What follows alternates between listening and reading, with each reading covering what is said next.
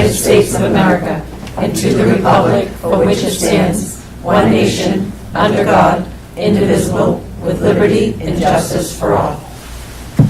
Madam Chair, can we have a moment of silence actually for Ms. Winterson? Absolutely. Passed? Thank you. I gave this woman a chance.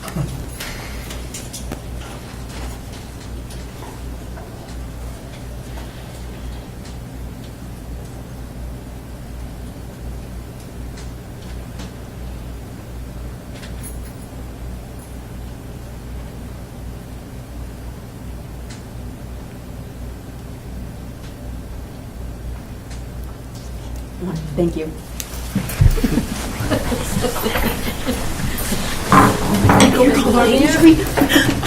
All right, good evening, everyone. Welcome to school committee. Could the superintendent please call the roll? Mr. Austin. Present. Ms. Chisholm. Here. Ms. Cormier. Present. Mr. Lipsick. Present. Mr. Lorennen. Present. Ms. Wetzel. Present. Ms. Crowley. Present. Okay, we're all here accounted for. This is the last meeting for the 2024-2025 school year, so that's very exciting. Moving on to the first item is the consent agenda. Do I have any action on the minutes of 6/10/25? Motion to approve. Do I have a second? Second. Any discussion on that motion? All in favor? Aye. That motion passes. Moving on to public comment. Is there anyone in the audience that would like to come and speak before the committee? You don't have to raise your hand, you just come up. Great. Madam Chair, I would like to make a motion to suspend the 3-minute rule. Second. Any discussion on the motion to suspend the 3-minute rule of public comment? All in favor? Aye. The motion passes. Good evening. This is the school committee. My name is Ellen. I'm chair of the school committee. You have, please state your name, because maybe you're a student, you don't need to state your address. And please refrain from any direct attacks on any member of the Woburn Public School staff, okay? All right, thank you. And you can state your name. Go ahead. My name is Selena Roca. I'm a student at Woburn Memorial High School, and there is a problem, you could say, that's been occurring now. And I don't have a paper to read off of, but I did write something in my phone, if that's okay. Absolutely. I'm sorry, before you go any further, could you just move the microphone so we can make sure that everyone can hear you? Thank you. Okay, so I am a bit nervous. Okay. We're all here to speak on an important matter and to speak our mind and opinions on what is occurring now. We started off small with the online petition and then protesting at City Hall to now attending the school committee meeting, showing our dedication to how important this means to us and hoping it will change and shift a few point of views tonight. Taking our words into consideration could benefit the community among the students.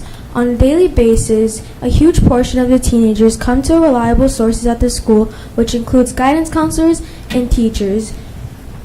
Students don't only talk about their problems when they feel as if they are drowning. They also seek for encouragement and advice on how to proceed to move forward. Knowing they have this just a call away from them makes them feel more secure and comfortable when it comes to situations.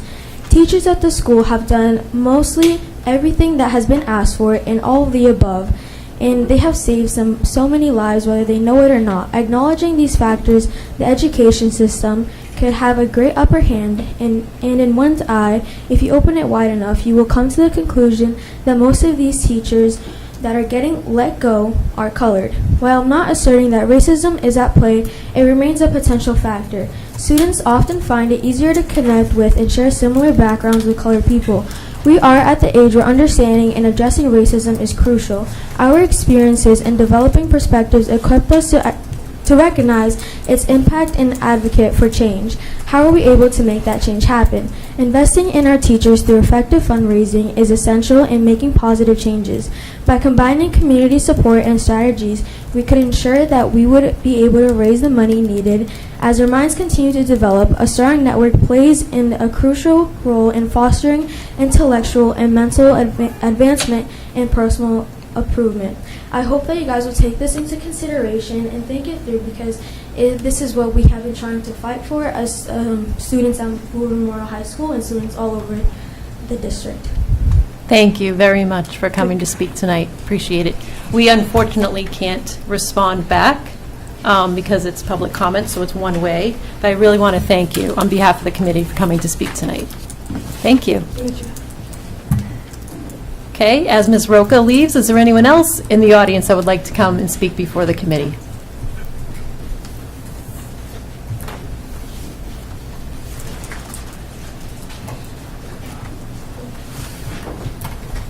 Hello and good evening. The same guidelines apply. Hi, my name's Talia Haggerty. I'd like to say that I'm mainly here to speak about Mr. G. I recently graduated from Woburn High, and I'd like to believe that Mr. G was the main reason why I was able to graduate. In January, I got kicked out of my home, and I was not in the best mental space. I stopped going to school and stopped caring. Mr. G was the only one who reached out to me and helped me get on the right track. It was his idea to talk to someone about what I'm going through, which led me to talk to Ms. Carbone, and both of them helped me join the Bridge program in order to graduate. Everyone around me has only good things to say about Mr. G. When my brother got in trouble and wasn't allowed to be in school for the rest of the year, Mr. G and Miss Murray were the only ones that went out of their way to make sure he didn't stay back or did anything stupid. Mr. G believed in me that I could graduate and pushed me to do better. Not many teachers in Woburn High care for students as much as Mr. G does. He knew everyone's name and everyone knew his. He had handshakes with all the special ed kids. He sat with people at lunch that were alone, and he made time to talk for everyone. During graduation, when everyone was taking pictures, Mr. G was looking for me to tell you, "I told you so." He knew I could finish the school year, and I did, and I would say it's mainly because I had someone in the school system that cared, even though they weren't being forced to. As hard as it is to admit, mental health is affecting many people's lives, stopping kids from going to school and actually learning. Mr. G was the person everyone would go to, whether they had a small fight with friends in school or family problems at home. There have been many situations where things could have gone very wrong, but Mr. G has de-escalated it. As far as I know, there has been a lot less fights in school because people have Mr. G to go and talk to. In my opinion, and many others, we think Mr. G is the best thing that this school has for the students. Thank you. Thank you very much, Ms. Haggerty, for coming to speak tonight. Is there anyone else in the audience that would like to come and speak before the committee tonight?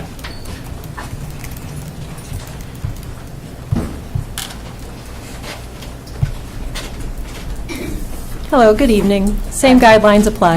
Yeah, oh, I know that. Yes, I know you do. Thank you. So I am Bridget Sholnick. I am an English teacher at Woburn Memorial High School, and I am just here basically in support of these kids. And I'm, first of all, going to give you some facts.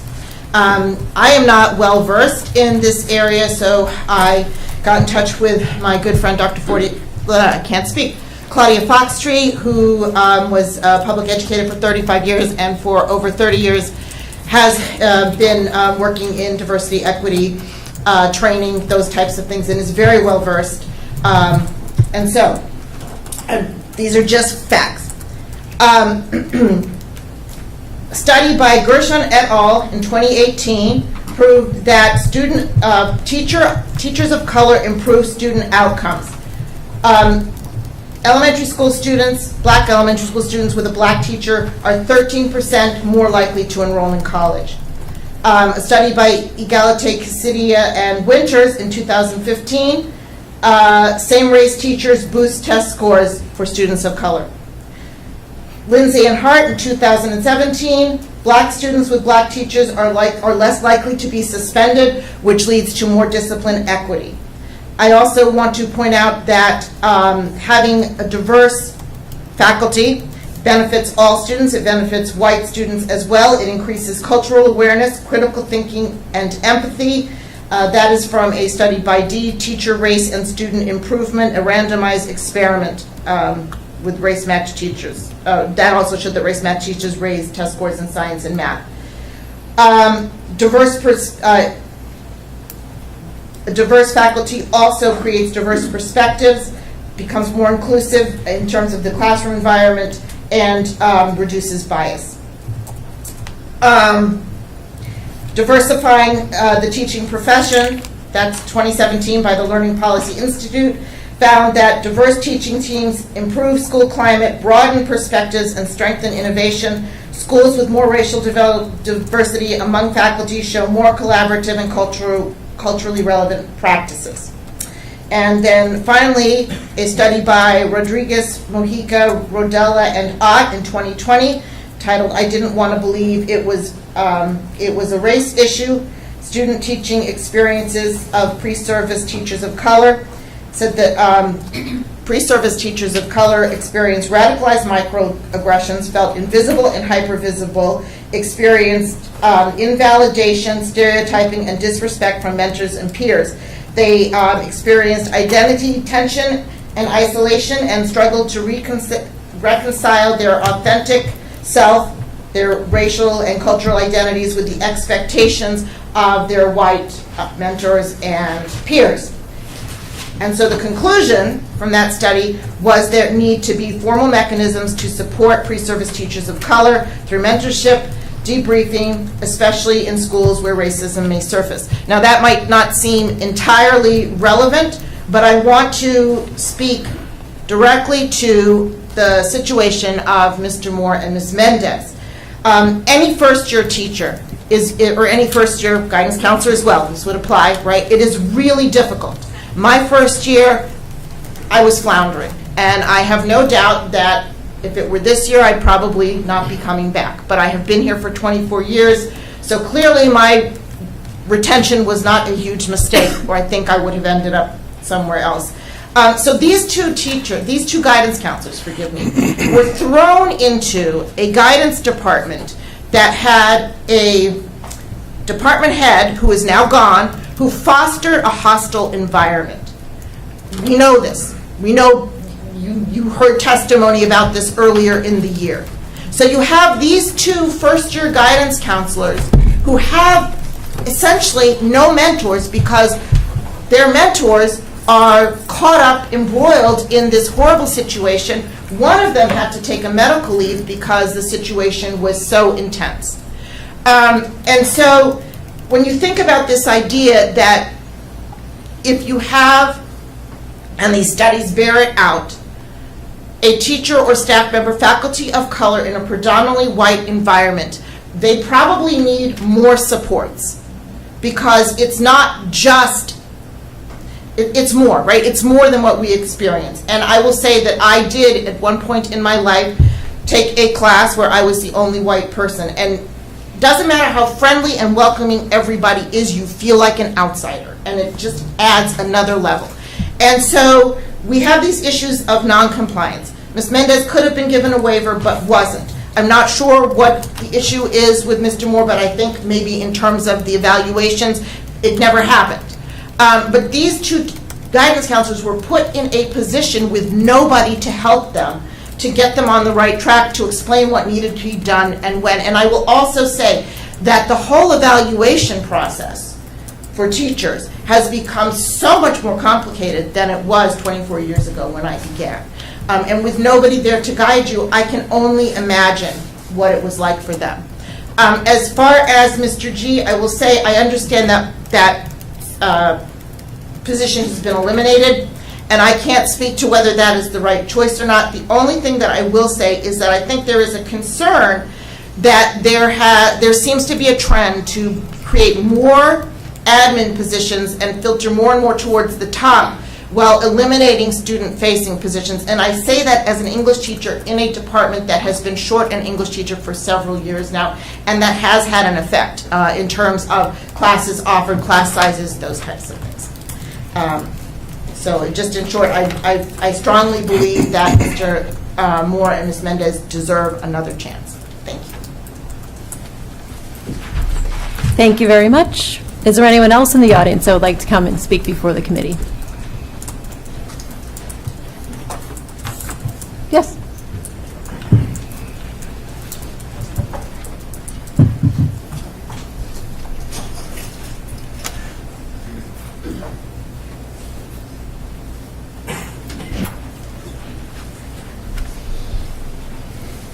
Thank you for your consideration. My name is Vincent Dixon. I'm at 60 Lake Street, Unit N in Winchester. As a historian, I can say, no, this is not South Woburn coming back to chat with you, but rather, in fact, as a historian, and having heard that there were some issues here, I thought I might be able to bring something to it. I happen to be a member of the Mystic Valley area branch of the NAACP, and I've dealt with a variety of issues over the years. A classmate of mine at Harvard Extension School and at the Harvard School of Education was a member of the school committee in Cambridge for many years, served very well. I've consulted with another member of the school committee there in Cambridge when I lived there. And there are a number of other issues. Presently, I'm a member of the town meeting in Winchester, and for 4 years was on the finance committee. So I kind of give that to you as a background because I understand municipal politics and budgets and the finances in ways that some people may not. These are oftentimes thankless decisions, no matter what the decision is. So I'm very just going to interrupt you sympathetic. for a second. Do I have a motion to allow this gentleman to speak despite the fact that he's not a Woburn resident? Seconded. Any discussion on that motion? All in favor? Aye. Okay, motion passes. Go ahead, sir. Okay. Just wanted to make sure we're following all. Oh, the thank you, rules. certainly. Please And I'm continue. Sorry to sympathetic. Drive through Woburn Center all the time and have some of the ice cream. I think I wear some of the ice cream from Woburn. The issues here, to be sure, are complex. We live in very difficult times, and I'm very sympathetic to the challenges that school committee members have. Oftentimes, they work harder than the city councilors. Thank you. And that's a very important thing because you meet long into the night on issues that a lot of people don't understand. So these are complex issues. I do believe that as a historian who has done some work in educational history that I can bring a couple of points to this that are important. One is some of you may or may not have heard of the name of Maria Baldwin. Maria Baldwin, through some lobbying, was a woman of color who was persuaded by the authorities in Cambridge to be made a principal of what was then called the Agassiz School. Some would say, looks like lobbying to me. In any case, Maria Baldwin, who is perhaps the only woman of color who was a principal of a school in the Northeast at the time in the late 18 and early 1900s, her name now on the school, the Baldwin School, shows the value of people of different backgrounds, even if there's lobbying. Among the things that were her accomplishments is along the way she realized the value of the physical safety and health of students, and she is on record as probably the first one to ever have hired a school nurse. Think about the number of students who have benefited by a woman of color who saw the value of physical health and safety, not just educational values. She also organized a series of discussion groups with some of the top leading black intellectuals of the time in Cambridge. Her home is a landmark on Prospect Street. And an important contributor to that, and earlier, in fact, incentivized development of what became Black History Day and Black History Month, came out of that discussion group. These are values that are important. My mother's family was Polish and Ukrainian. My mother's family mostly spoke Polish, except when I was around, and we all speak pierogi and gołąbki, I think, and maybe even kielbasa. These are values, humor aside, that are important. It is a challenge we are having in Winchester right now with our budget. Very relevant. Do we have an override? What kind of override? What are the priorities for that override? How do we educate voters who may think, I don't have children in the schools, but I think you have to find the money for these kinds of positions. And I know that from Cambridge and Boston and other experiences that counseling and guidance are especially important. Too often, a bunch of students are simply assigned to a counselor or guidance. Not enough time able to be given to the students to guide them or to encourage them.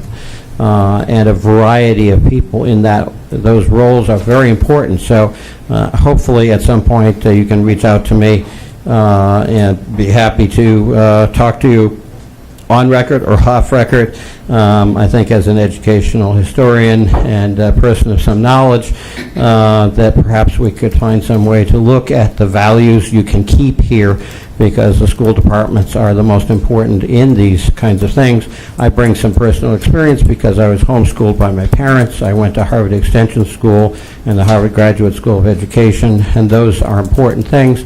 And one of the most interesting things, I'll leave you with this being the 250th anniversary cycle of the United States, literally about 200 yards northeast of Lexington Common, there's a beautiful building that's presently a Masonic Lodge. That was the first normal school in America. The idea that, well, people should be trained, but guess what? Maybe teachers ought to be trained too. How do you teach? What is the purpose of teaching? Not just what you already know, but the structure and the process, and part of that is the quality of the people, the types of positions, and what is necessary to do that. So hopefully you got my address. I'll give you my, at risk, my email is vincedixon99@yahoo.com. That's VINCEDIXON. No, I don't own Dixon pencils, but I know everyone has to use one when they're growing up. And I hope that your deliberations are helpful. I stand ready to help in whatever way is possible because NAACP tries to be nonpartisan. Whatever partisan individuals' attitudes we have, most of us try to bring solutions to the table, not just advocacy. And thank you. Thank you very much.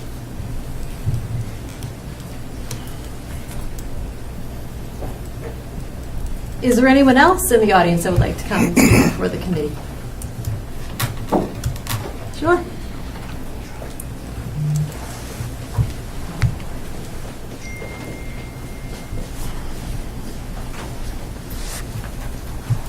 Hello and good evening. Hello. Hello, everyone. My name is Wakala. I'm a student at Woburn High. I'm here to give my opinion on a recent layoff of our school culture specialist, Mr. G. We deserve to be supported, guided, and seen for who we really are. Every student deserves the chance to be mentored by someone who truly sees them. But how can we truly thrive when people meant to guide us don't understand where we come from? Sorry, I need to get a little closer. Sorry. No worries. Take your time. I'm a little nervous, guys. I'm That's sorry for okay. everybody. It's okay. We just Take recently did a whatever you need. protest. I'm It's sorry. okay. We're listening. Chance to be mentored by someone who truly sees them. But how can we truly thrive when the people meant to guide us don't understand where we come from? How can we be expected to succeed when our culture, our language, our lived experiences are ignored, misunderstood, or being taken from us? We are demanding mentors who look like us, who sound like us, who understand our world. It's a right for all of us. When students have mentors who can relate to them culturally, amazing things happen. Mr. G has been that and more. We've gained confidence, we feel safer, seen and supported. We stay in school, we graduate, we believe in our futures. Culturally relatable mentors don't just help us with homework, they help us navigate life. They understand the pressure we feel, the racism we face, the dreams our families sacrifice for. They give us advice that actually fits our reality. We are not asking for favors. We are asking you to relocate $65,000, which is 7% of the $95 million budget, to keep Mr. G. So to our school leaders, our educators, and our communities, listen to us, hear us, invest in us. Keep our mentors and who reflect the cultures in our hallways, the diversity in our classrooms, not next year, but now. Because we're not waiting to be represented, we are here to demand. Thank you. Thank you very too much. much to say. That was great. Actually, I do have a couple more things to say. I just want to talk about respect too in the building, and a lot of situations that have been going down that I feel like are not also talked about. And I recently did a protest about Mr. G and saving all our other staff, because I feel like even our staff are not getting respect.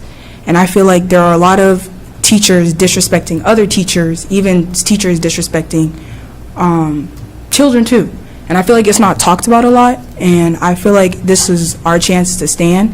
And that's why I'm here today, to basically represent everybody in this room, because I feel like they're not able to talk about what they're going through and how hard it is being a teacher, being a student, and just even facing racism in the building. I feel like that's also something that's not, it's talked about, but I feel like it's not dealt with a lot either. I feel like there's a couple of teachers that have gone through a lot of things and nothing have been done about it. Even with people's mental health, I feel like nobody's getting even enough breaks. And when it comes to the students not being able, oh my gosh, sorry, I got excited, guys. I'm so sorry. People just not respecting each other, and I feel like there's a lot of things that, when it comes to even discipline, I feel like I don't agree with a lot of things that are being done about it and how it's being done. And I just wanted to get that out there about even just all of us coming together and working together to make sure we're all good. And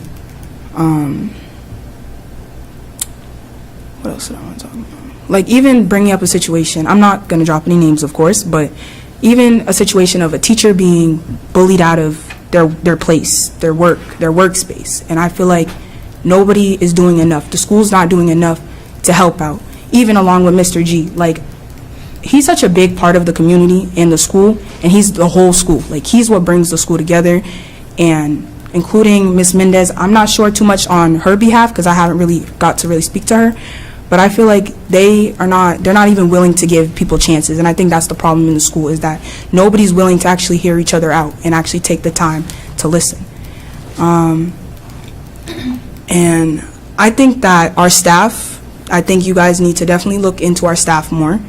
And I don't think a lot of our staff have a lot of training when it comes to a lot of things, even like when there's fights or arguments or whatever it may be. I feel like there's just so much that needs to be done with our school, including, like I said, how we kind of talk to each other. I feel like there's a lot of staff that can be very disrespectful, and I just want something to be done about it. And I recently, like I said, I started a protest with a couple of people in the crowd, and all we're asking is really just to be heard. And y'all, not y'all, but us losing Mr. G, and that's where we lose our voice. Mr. G is our voice. And I don't think the school actually understands what's going to happen, like, if we lose Mr. G. And not just Mr. G. Ms. Mendez, Mr. Moore, Miss G. There's so many other staff. And it's like, those are our big support systems. And I feel like they should have the chance to still work on what they need to work on, like the same thing everybody else does. And it's like, I feel like there's so many other people that they just need to look into more. And honestly, I just think it's really just a respect thing. And I feel like nobody has respect at that school. And I feel like there's so much more that needs to be done. And that's really all I have to say right now. All right, thank you very much. Is there anyone else in the audience that would like to come and speak before the committee?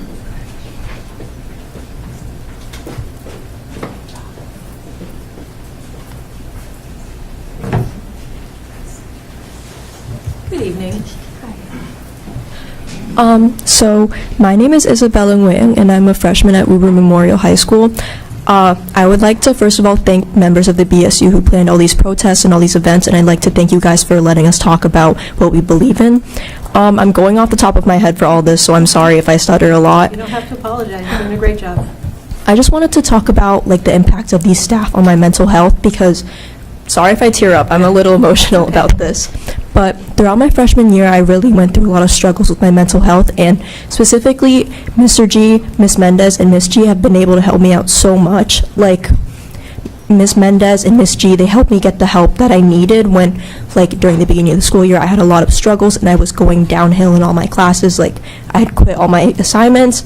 I had almost all Fs, if not, like, completely all Fs on all my assignments, and I had the chance to talk to these people, and they helped me, like, bring up my attitude. They helped me get help. It just felt like really nice to have somebody advocate for you and listen to you when you need it the most. Like, these people advocate for our needs, and it just feels really nice knowing that you have somebody who believes in you and who's willing to listen to you when you need it the most. Thank you. Hi. Are you okay? I'm Isabella Fiorello. I recently graduated from Woburn Memorial High School. I didn't really plan anything to say, so I'm kind of just also speaking off the top of my head. I feel like a lot of people look at Mr. G, not even a lot of people, but a lot of teachers and the staff and everyone, when they see Mr. G going around and talking to all of us and us being kids, it tends to get mixed up as maybe him just being a friend to us and not being someone that we can actually go to or someone that we look up to or someone who can genuinely help us. But Mr. G is so much more than that. Like, I can tell from experience, like, he helped me when I was going through, like, a really difficult time. Not something I'm going to, like, talk about, but when I was going through a really hard time, and he didn't know me. He had no idea who he was, and right after something happened, he immediately came up to me and just immediately started saying, like, that, just, like, making me realize, like, I'm a lot more than what I think I am, and I'm worth a lot more than I think I am. And he was definitely there for me for a really hard time. And, like, sorry. It's all right, Just, take like, time. hearing about everything that, like, is going on with him, it genuinely, like, hurts us all together because he's someone that we've been able to go to for the last year to 2 years even. And, like, it's just been the last 2 years of my high school career, but he changed a lot for me and, like, made me look at myself in different ways and made me look at everything around me in a completely different way. And I just feel like getting rid of him, like him not being a part of our community anymore, like a part of our school, is a really big mistake.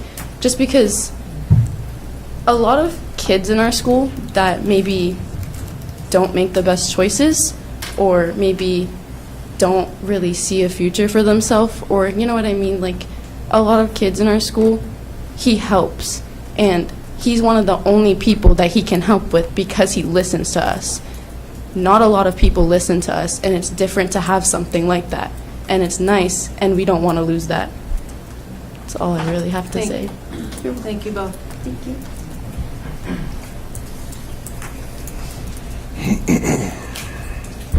Is there anyone else in the audience that would like to just come right up?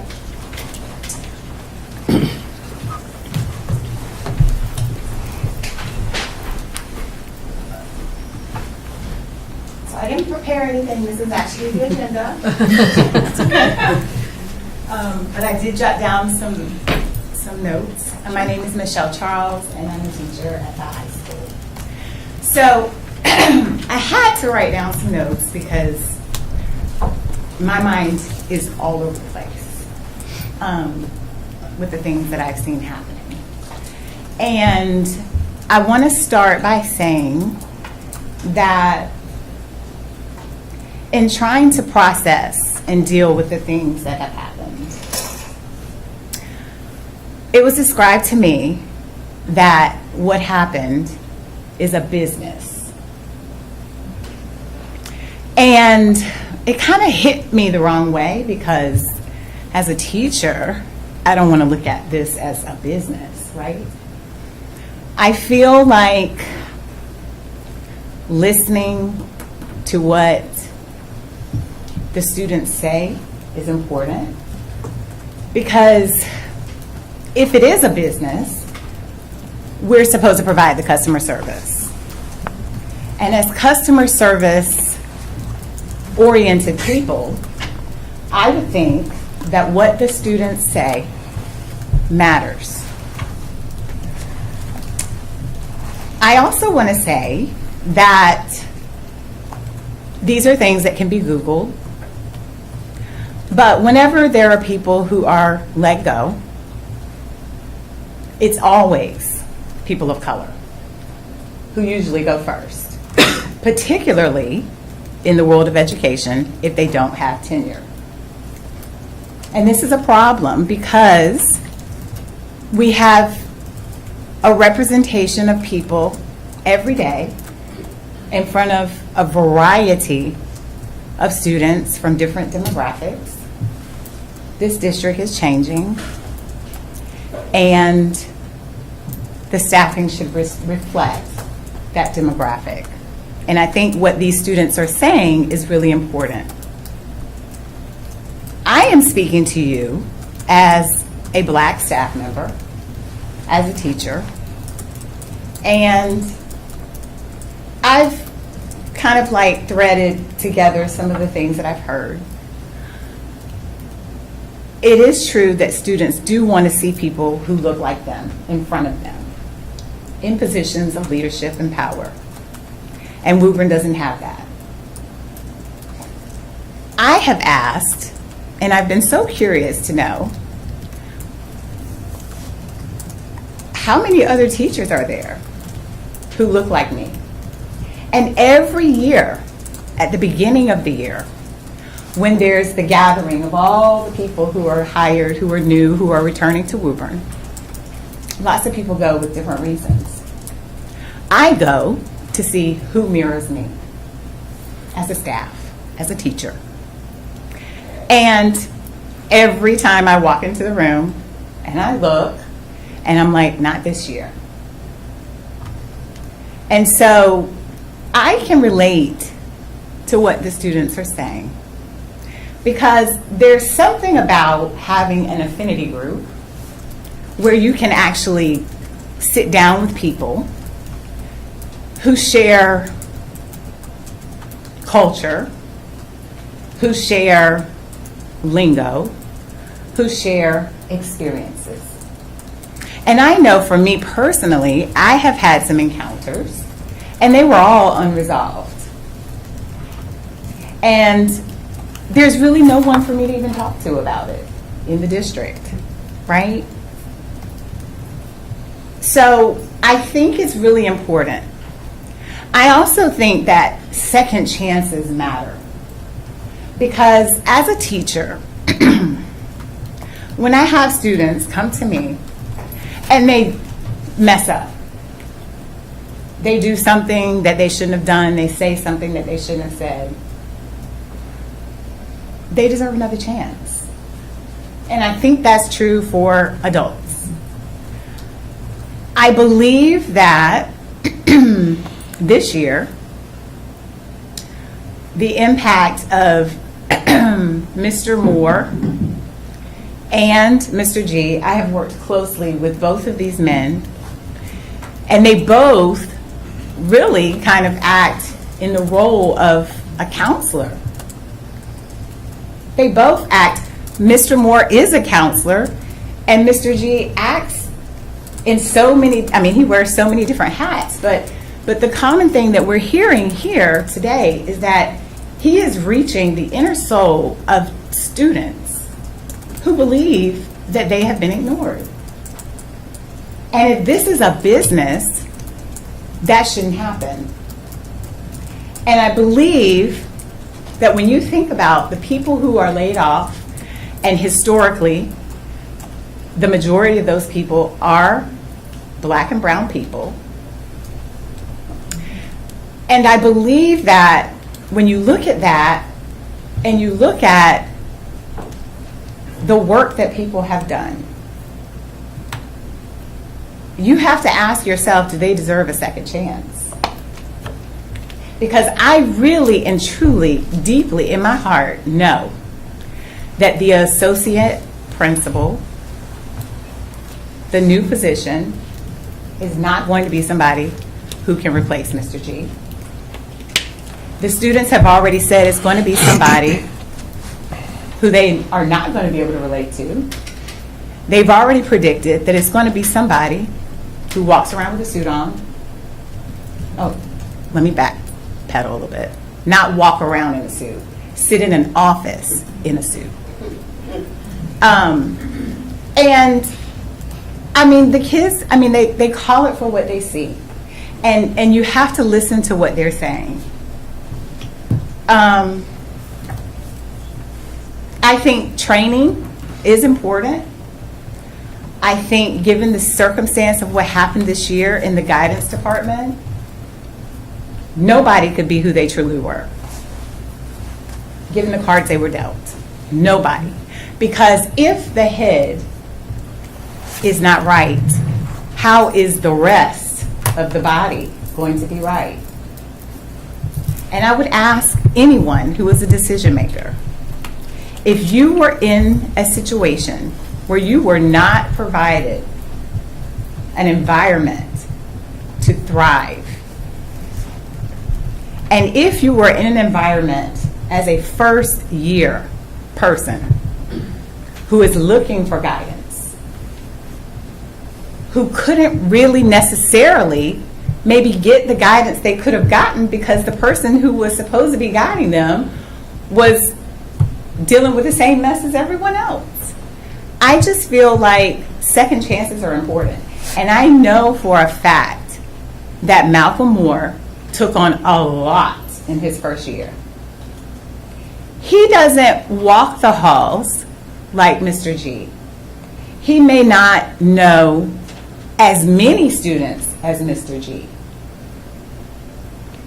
But he did well in what he did do with the students that he did work with in the club that he really and truly helped with almost 50% of the time.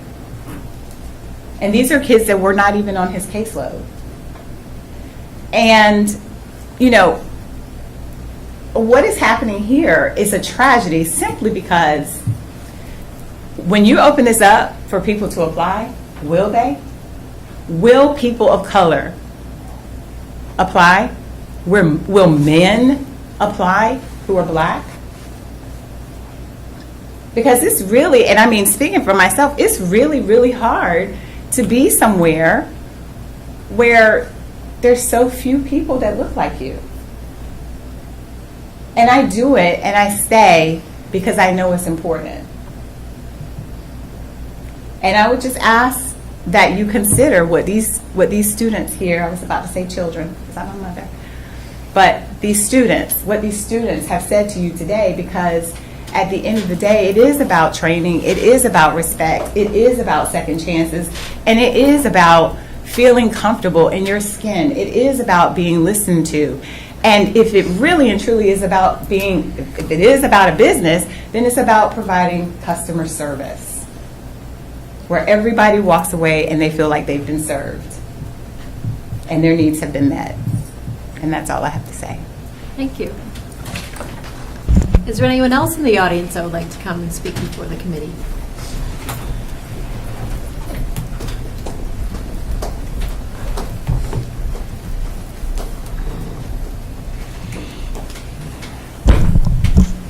Hi, everyone.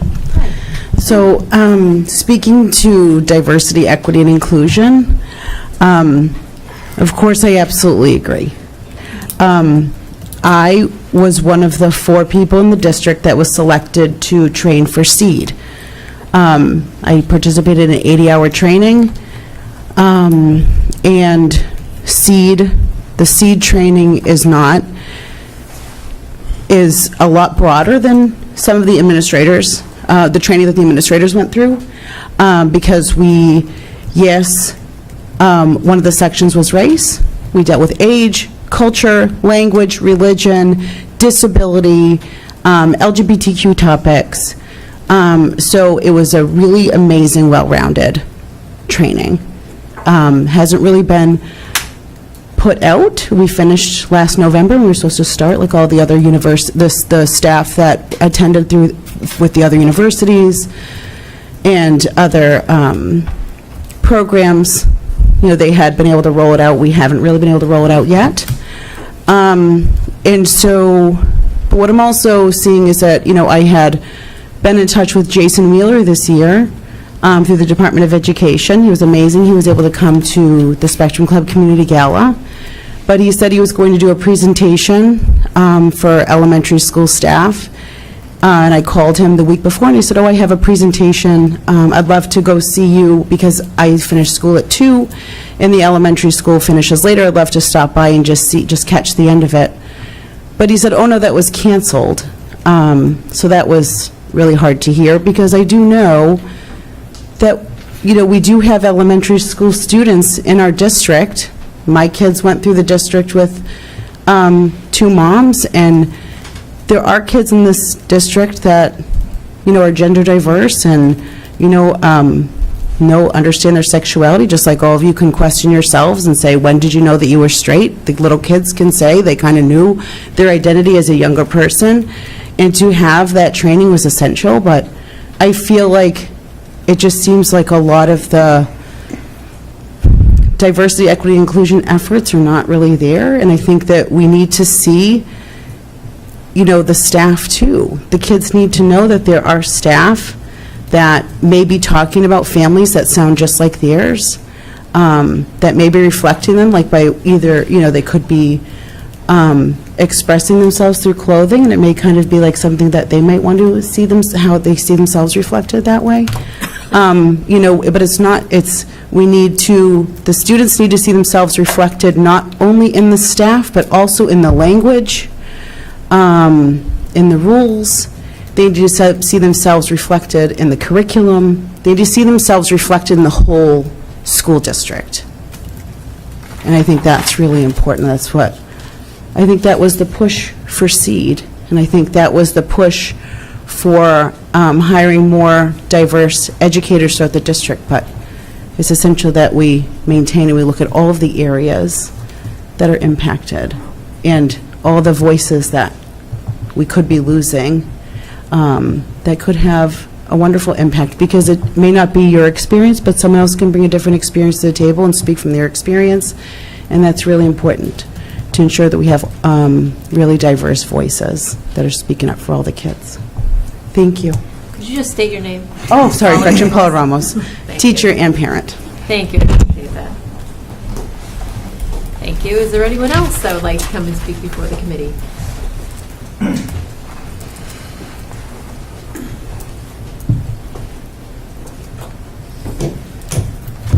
Hello, I am Dawson LeBlanc, and I am a student who just recently graduated from the high school. I've been in this district since kindergarten, even preschool actually, so I've been here for a while. I've seen a lot from this district. I've met a lot of people in our faculty, our staff, and I've seen a lot of faces.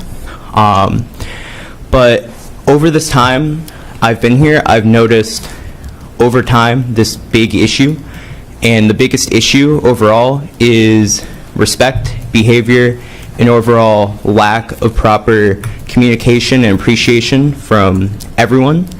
And I have noticed as well, especially over the past 4 years at the high school, the level of care from people in our student body has gone down significantly. And a big part of that is when big changes happen and all this negative stuff happens and we feel like we're left out, we feel like we aren't communicated to, and we overall feel a lot of distrust with our administrators. And especially for me, as individually, I started feeling that distrust sophomore year, and it's only gotten worse over the past 3 years since then.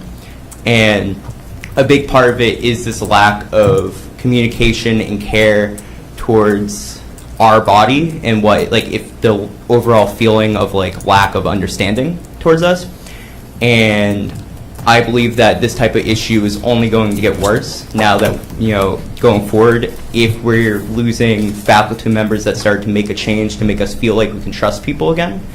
And I feel like that next year, if we don't have the same amazing faculty that we received this year and last year, a lot of students are going to start caring less, and our issues are only going to get worse. I have met so many new mentors recently and amazing faculty members, one of which being Mr. Moore.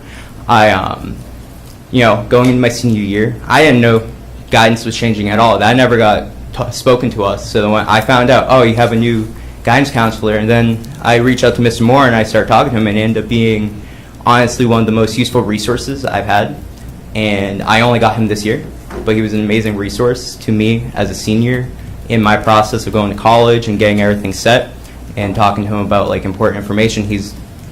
For his first year, he was still an amazing resource to me, as well as mentors like Mr. G. I remember last year he popped in during band class one day. Me and my friends were practicing, and he became this very energetic and welcoming presence that made me feel happy to be at the school again. And he's a presence that helped make a lot of my peers feel happy. He helped tutor one of my friends with an instrument. He helped us learn our music. He, in the hallway, would give us fist bumps, laugh at us, play with, laugh with us, he made a welcoming presence in the hallways.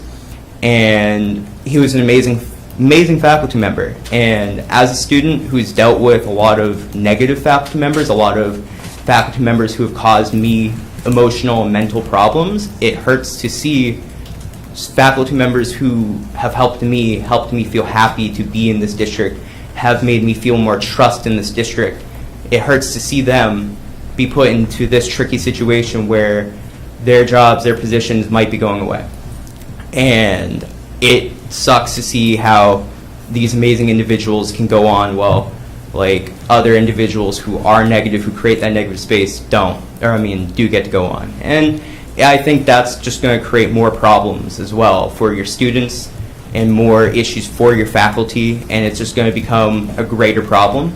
And I'm saying that as someone who's seen it get worse, get better, get worse, seeing students' behavior firsthand as a student, feeling some of that behavior myself, like I think it's just going to get worse.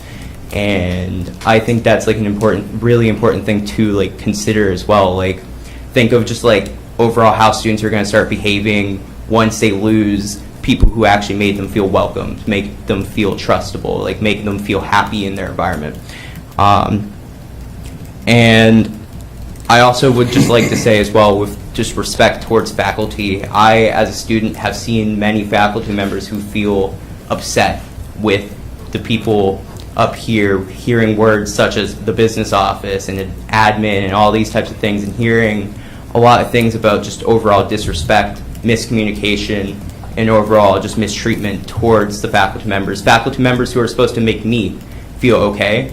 These individuals not feeling okay themselves because of the treatment they've gotten. And I genuinely think it's going to be a bigger issue, and it's getting worse. And yeah, I'm trying to think if I have anything else, sorry. I think that's all I have to say right now. Okay. But I also do have a question. I have a friend who isn't able to make it, but she would still like to speak. Is there a way that either I could pull them up on a call or like in a way that they could speak? Is there anything that can be done for that, perchance? Just curious. Could submit. That person can submit something in writing. Submit something in writing? Yeah. Okay. But trying to arrange something for the public to hear would probably be very complicated. But I appreciate you advocating for your friend. And I appreciate the response. Okay, thank you. Hi, my name is Jackson Cahill. I am a recent graduate of Woburn Memorial High School, and sorry if what I'm about to say is a little bit confusing or doesn't really make too much sense. I didn't necessarily plan on speaking, but this came to my mind when I was standing over there listening to everyone else speak. Again, this is going to be a little bit confusing, but not every home is a safe home. Not everybody feels completely comfortable being who they are in their home. And as I've heard at many assemblies at Woburn Memorial High School, they say that the school is supposed to be our second home, a place where we feel comfortable to come back to once we've graduated and feel we're still a part of some sort of community. And all I can say is that when you take away the blankets, the lights, and you open the closet, you open the door, you put a random pile of clothes in the corner that looks like some monster, it no longer becomes a safe place where you feel you can be yourself and come out as however you identify or belong. So all I'm saying is don't take away the covers, don't turn off the lights, don't open the door, don't put a storm outside. Keep it what makes us comfortable, and allows us to thrive as people and as growing people. Because having a place to feel safe and comfortable and be able to talk about who you are and the things that happen to you in your life is something extremely important for growing adults. And I know it was extremely important for me having people there that I could talk to, making friends with people that I could express what was going on in my head and the things that are wrong. So that's all I have to say. Thank you very much.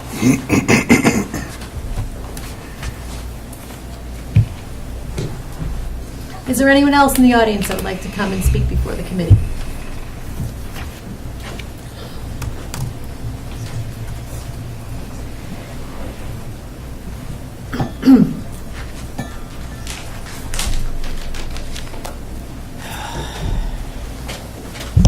Hello, good evening. Good evening. My name is Malcolm Moore, and I'm the one that everyone's been talking about, along with Mr. G. I am a guidance counselor at the high school, and I was hesitant, and I'm really nervous right now, to be completely honest, to speak tonight, but I decided to come and take this opportunity to speak about my situation and share my thoughts.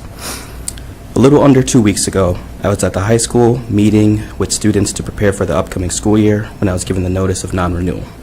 To say I was taken by surprise would be an understatement. You see, this school year was my very first year in the field, and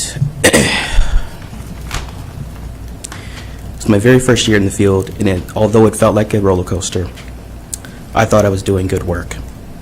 I was finding my footing with the chaos of junior planning meetings, seeing the seniors off at graduation, and wrapping up the last of the club activities.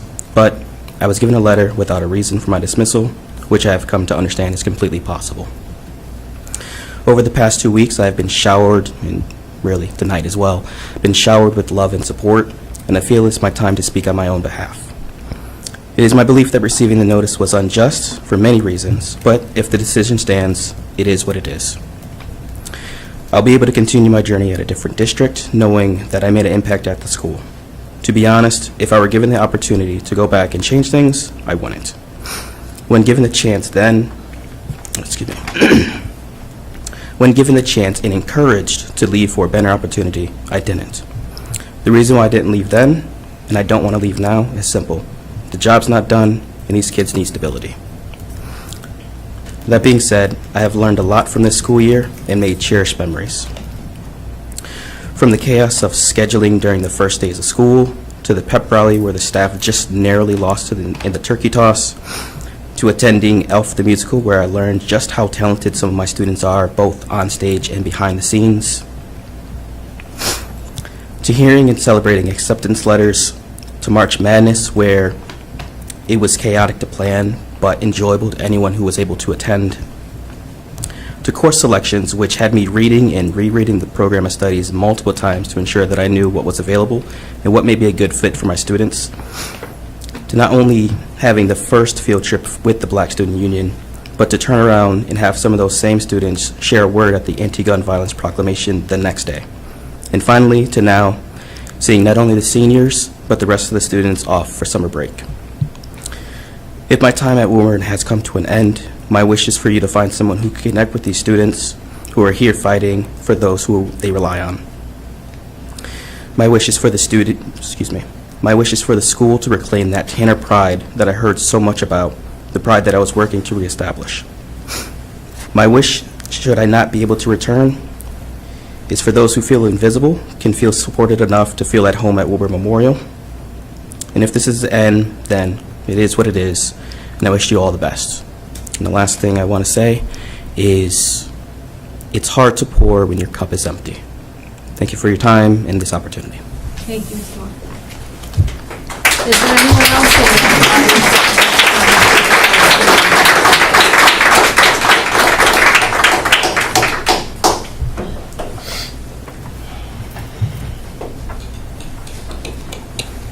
What's up? What's up? How we doing? I'm Mr. G, clearly, hey. I'm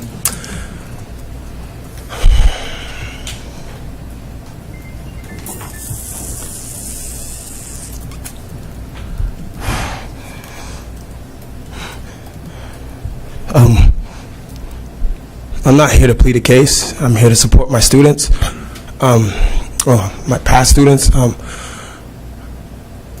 This has been a wild time for me. From the first week, being called certain things, being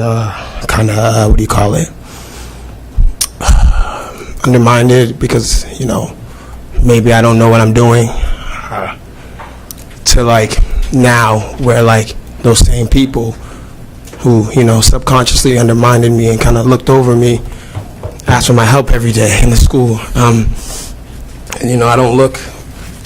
I look past it because it's not about that. It's just really hard for me to be here right now because, I know that they're all probably Mr. G won't even look at me. I can't look at any of them in the eye right now. It's kind of hard. But I will look you all in the eye and let you know that there's a big piece being let go. And I'm not sitting here to come talk about how big, I'm not trying to make my head big here. to be honest, it's actually kind of hard to deal with that, with the responsibility that stuff might hit the fan when you're not in. Just because you need a personal day, something might hit the fan. It's weird because you guys don't know this. Where I come from is different, way different than Woburn. And it's crazy to say I need these kids just as much as they need me.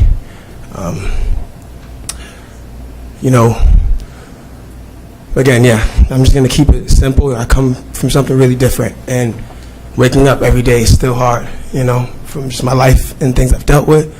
And again, these kids, it's really all I know. And I built a wild relationship with them, a really, really, really important one. And I kind of want to just speak to the ones who are listening, who are on the live, who are in the room, that, we talk about moments like this, hard moments where chapters come to an end. But I think you guys know how things work. It's really just about, drinking your water and minding your business, as I would say. But I think this is a prime example of the real world. And I think that this is something that I've been trying to teach the kids that they don't get taught a lot, nearly ever in school, is about the real world and that things happen. And sometimes it's out of your control, and you take it to the chin and you move on. Now, I don't want to go too deep. I'm trying to hold this together. My apologies, because this is really, really, really intense for me. I think that, when I look at the people to my left that are in this room, it means a lot. This is not normal for me. The love, support. I'm new to this because I've always given. I never really received as much as I'm hearing. And I just want to thank all the people that I was willing and able to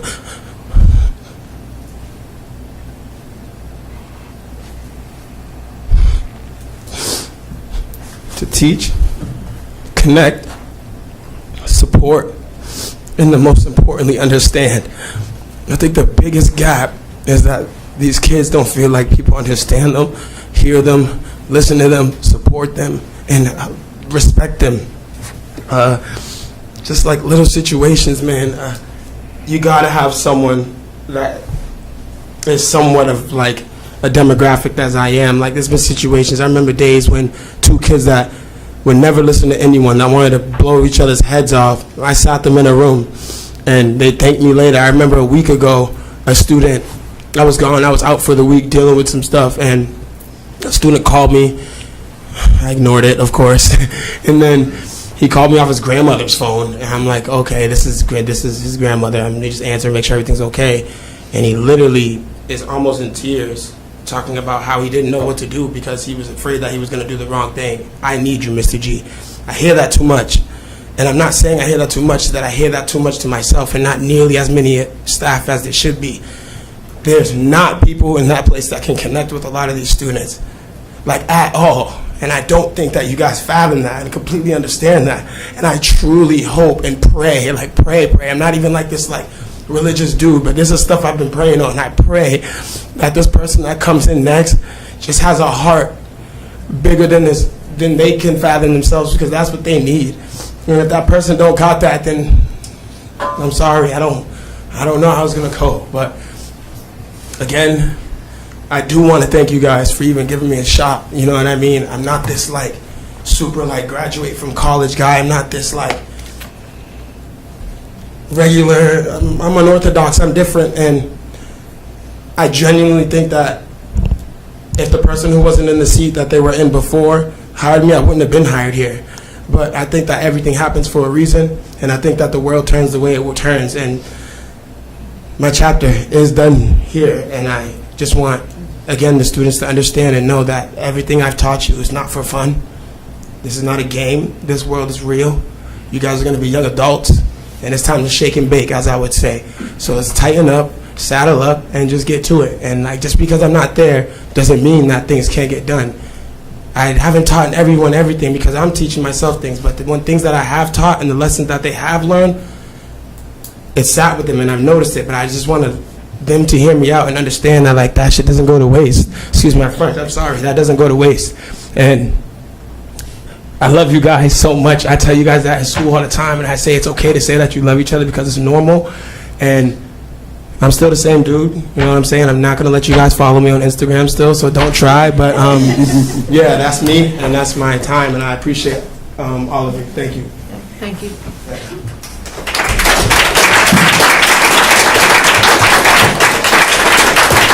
Is there anyone else in the audience that would like to come and speak before the committee? Anyone else?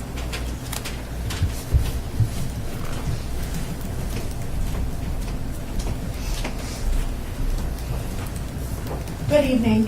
Christy Nickerson, Woburn Teachers Association President. I'm not going to say a lot because Malcolm said it best when he said that when your cup's empty, you can't pour much up. So it's been a rough couple weeks in the Woburn Public Schools, and I have heard a lot of tears, and I have heard a lot of heartbreak from a lot of staff. Dr. Crowley has been great about sitting down and meeting with the Woburn Teachers Association once a month. We've had very productive conversations.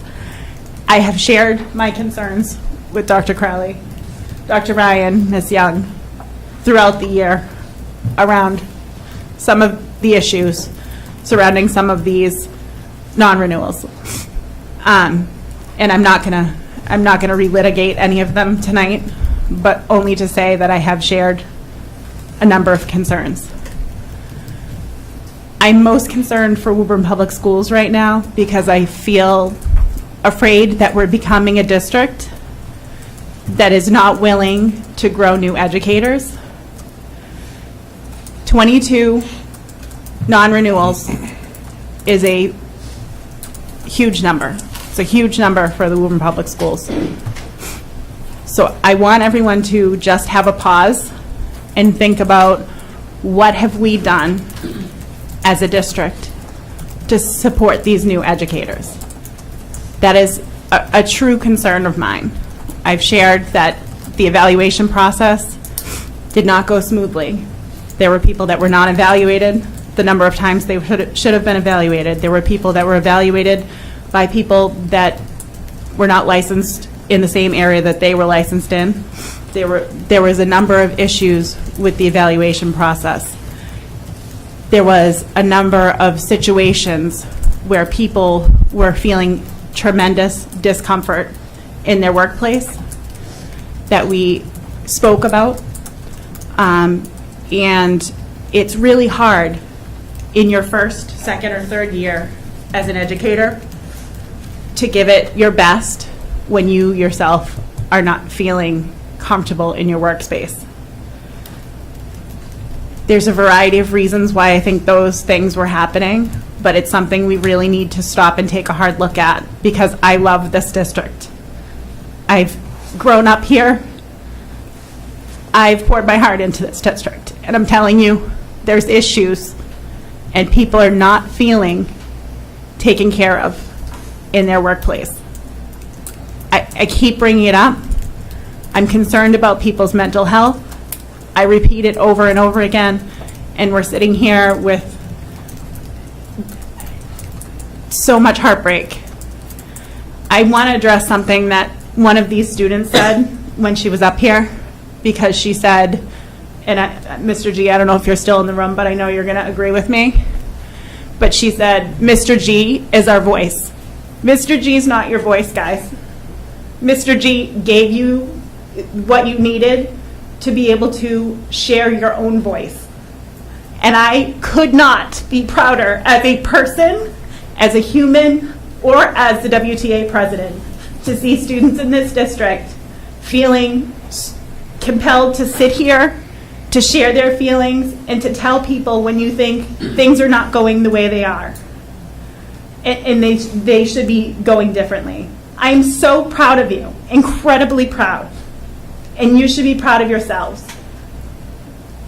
Mr. G, Mr. Moore, thank you for that, truly, for giving these students the power, or making them understand that they had the power to use their voices. It is such a beautiful thing to see.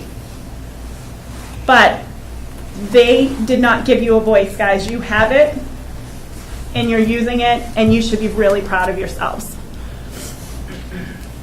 Thank you.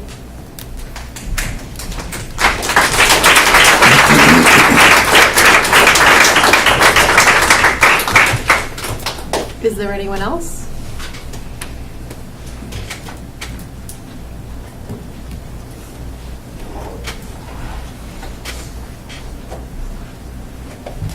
Hi, good evening. I didn't really prepare anything, so That's this will okay. be quick. But Do you want to share your name first?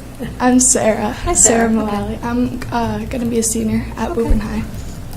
I feel like Mr. G, he's more than just whatever title he has. He's more than just a face. He really does feel like a voice for all of us, even though he's not. He really does feel like it. And I know that, like she said, this is like a business or whatever.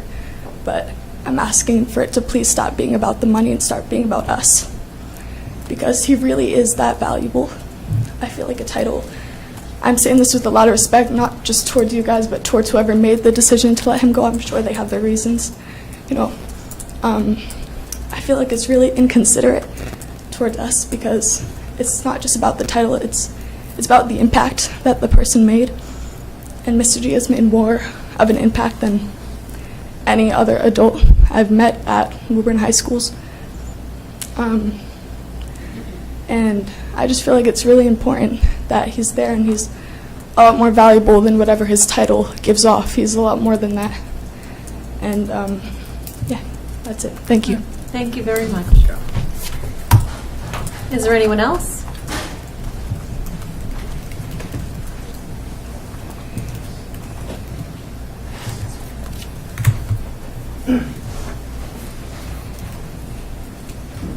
Hi again. Did your friend send something? Yeah, I'm able to speak on her behalf. Yes, absolutely. All right. So my friend's name is Mia Corby, and she's a incoming senior for our high school. And I'm just going to read it from her point of view because it's Absolutely. easier. Yes. So, hi, my name is Mia Corby. I'm an incoming senior at Woburn High. I have sent countless emails to 100+ people, and sadly, only one of you have actually taken the time to answer me. But I just wanted to share my personal experience with Mr. G.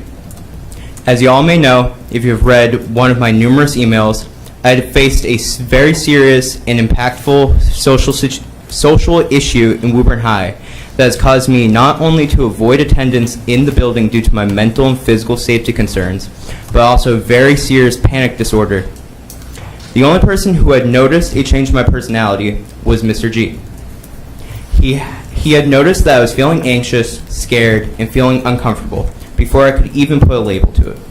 Not only did he lend an open ear for me to express my situation, but he also knew exactly who to point me to in order to help in documentation, in order to get the help and documentation I had needed. This is one amongst many of the times he has helped me. And not only does he listen when we need him to, but he will also tell us as forwardly as possible what is going on. If you are uncertain of something or doing something without realizing it, he will tell you. Another thing, Mr. G is extremely good at confrontation, whether that be with a student or a teacher. He knows how to confront a person without making them feel unsafe or scared. He never yells at us, and he is constantly able to break down a situation in ways we can understand. If we lose Mr. G, we'll lose the personality, respect, and security of Woburn High. Every day I'm in that building, I feel safer when I know Mr. G is there, because he was always the #1 person I wanted to talk to, and even if he wasn't there, I'd know that the people he trusted, such as certain guidance staff and admin, were people I could trust. Woburn High will go back to a very violent, uncomfortable, and insecure place without Mr. G, as it once was a little over 2 years ago before he came to our school. And that's all she has to say. Thank you. Thank you, Mia. And thank you for letting me read on her behalf. Both I and her appreciate it. Thank you very much. Is there anyone else that would like to come and address the committee?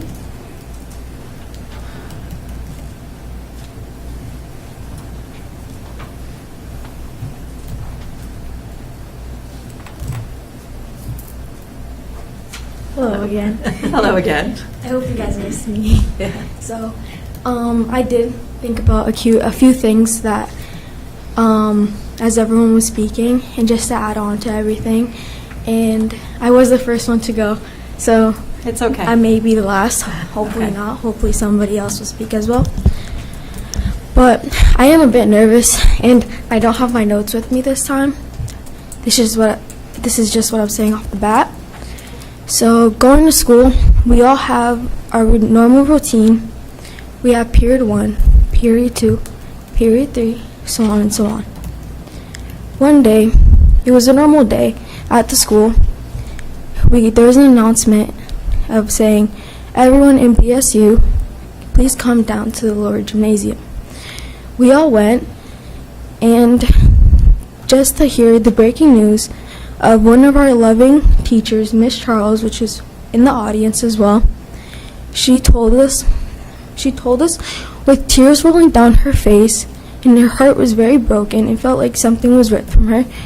One of her peers, one of her coworkers, and somebody who means a lot to her was going to be let go.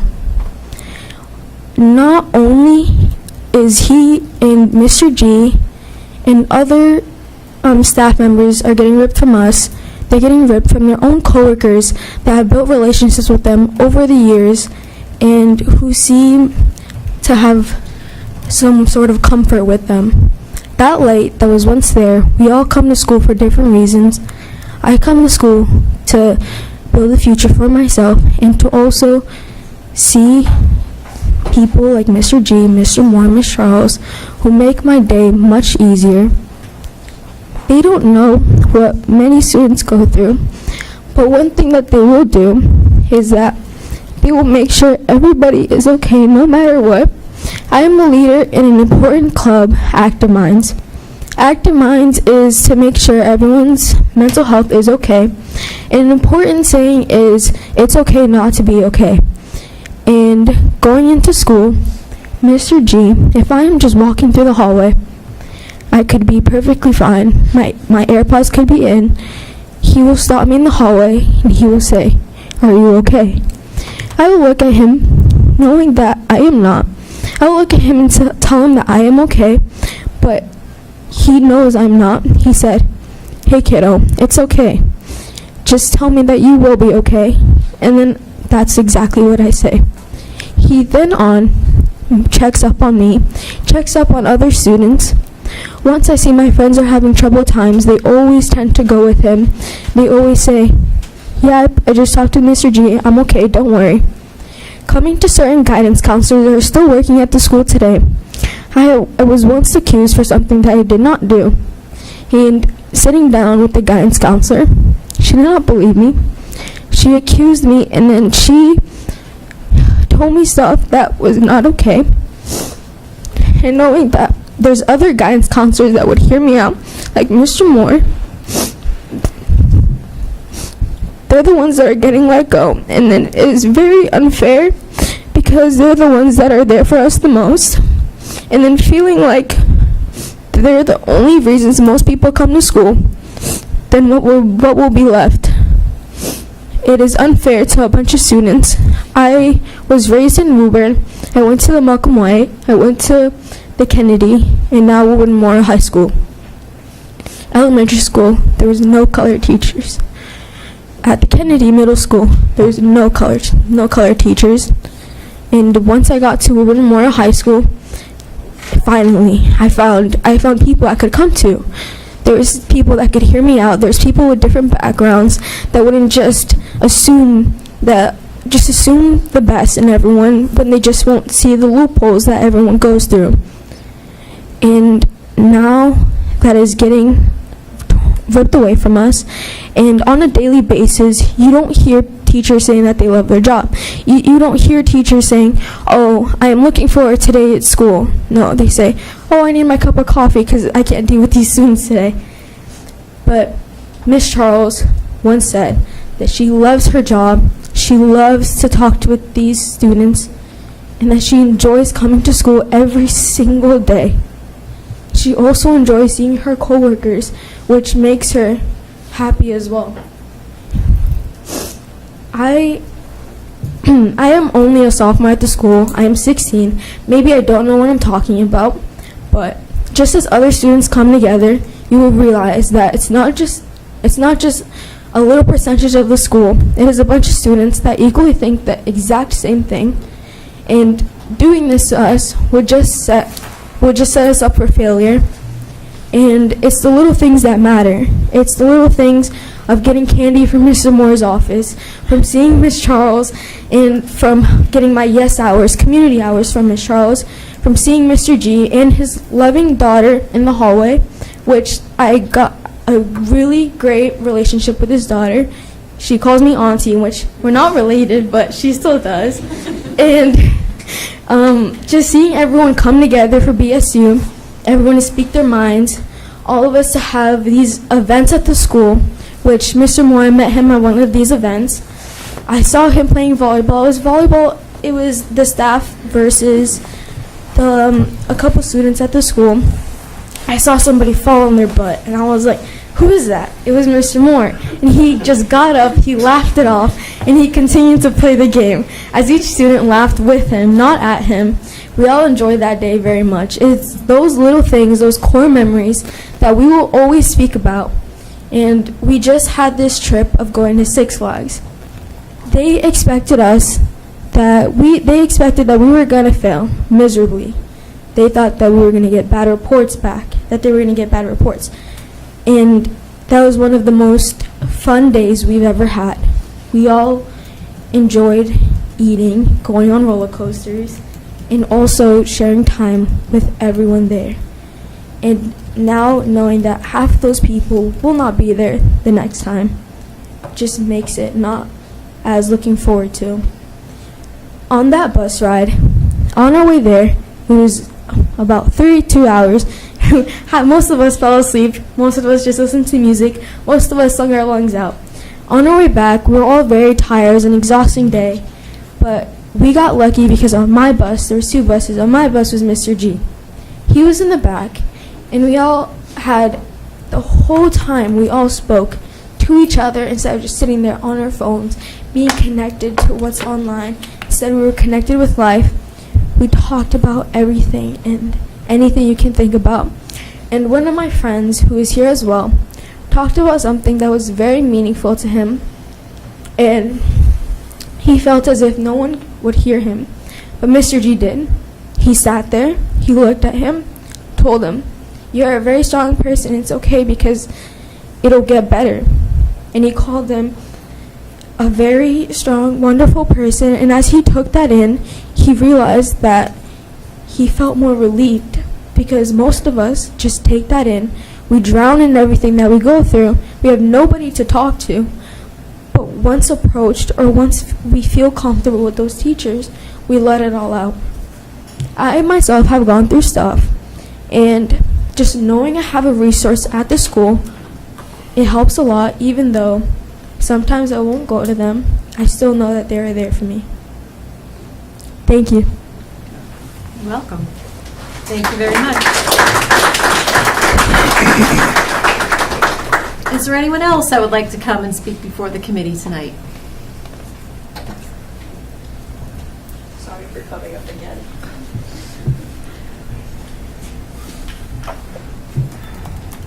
Welcome back. Hi. I'm sorry for coming up again. I just That's had okay. a You don't have to couple thoughts when I apologize. heard everybody. I thought of something while I was listening to everybody, hearing how they felt about this whole situation. I feel like referring to the staff being let go of is kind of like having one of your family members move away. Like, I just want you to picture living together with this one big family. Let's refer to everybody in this room as one big family. Let's refer to the staff being let go of as like what, maybe your favorite cousin, your favorite sibling, the parent you prefer. Just imagine them moving away and you don't know when you're going to see them.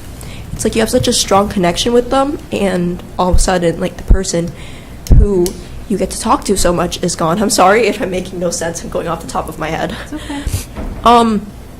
Like, I haven't really talked to Mr. Moore, but seeing how everybody has been talking about him, bringing up how they've gotten help from him, I can tell that all these people are going to be really hurt when he's let go of. And I think I'm going to have, like, a lot of struggles after, I'm so sorry. This is so bad. I apologize. Take your time.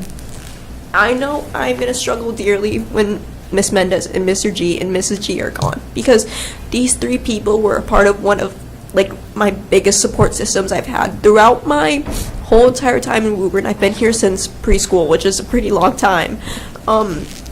I've always struggled with a lot of things, and by far this group of support that I've had has been the best, and they've helped me the most out of anybody else I've talked to. Like, I remember one time I was walking in the hallway because I was really overwhelmed with a lot of stuff going on. And when Mr. G saw me walking, he went to talk to me instead of like accusing me of skipping, as he could have done. And when he saw that I wasn't okay, he told one of the adjustment counselors that I see, and she got the chance to talk to me. If that were anybody else, they would have accused me of skipping, and I would have had consequences. But Mr. G saw otherwise because he knows me and he knows what I go through. Miss Mendez has always been there to help me with my struggles, and she's always asking me if I want candy. I always say no when I really do, but she tells me to take it anyway, and that's such a little thing, but it does help me feel better. Miss G is always there to let me sit in her office and rant about whatever's on my mind when I'm too overwhelmed to be in class, and I really appreciate that all these people have been there for me. Like, I feel bad for the upcoming freshmen because they won't be able to know about these great people, and their year won't be just like mine, because even though this is my first year in high school and I might not know what I'm talking about, I just know that the upcoming kids won't have the great experience that I did, because when I came to high school, I thought that I was going to be slammed in a locker. I'm not going to lie. Sorry for saying that. But these people helped me realize that high school isn't all that bad. And honestly, if I had to repeat my freshman year with these people, I would want to do it. That was all I wanted to say. I'm sorry for crying so much. It's all right. You don't apologize. Thank you very much. Is there anyone else in the audience that would like to come and speak before the committee?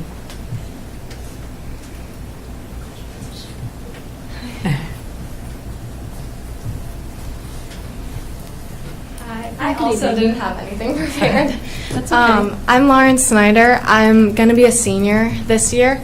I'm going to keep it short because I'm pretty sure you guys realize how much these teachers, these staff members, they've made such an impact on the school and students. There's so many support systems for so many students at this school that they struggle. We all struggle with mental health. We all have difficulties at home. We all have those moments where we need someone, and they are the people that we go to feel supported, to feel heard. They listen to us.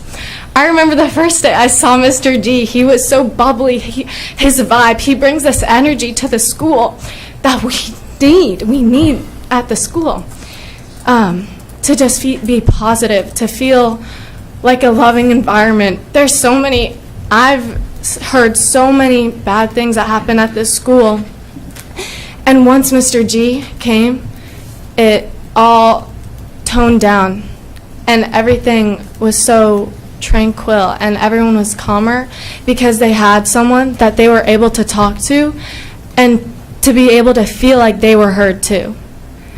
I talk to him all the time. He gives me one of the best advice that I've ever heard. He's someone that he understands real life situations. It's not like someone that cuts around the corners. That he gives you the real life advice that you're not going to hear from other people. He's real with us. He's real with all the students. And I also don't know Mr. Moore, but the way how everybody's talking about him, it makes me feel the same way as how I do Mr. G, and how I always talk to him. I'm always telling him how appreciative I am of him, because there's no one else in the school that really shows that he cares. He cares as much as we do. And yeah, I'm going to start tearing up. But that's it for me. Thank you very much. Is there anyone else in the audience that would like to come and speak before the committee?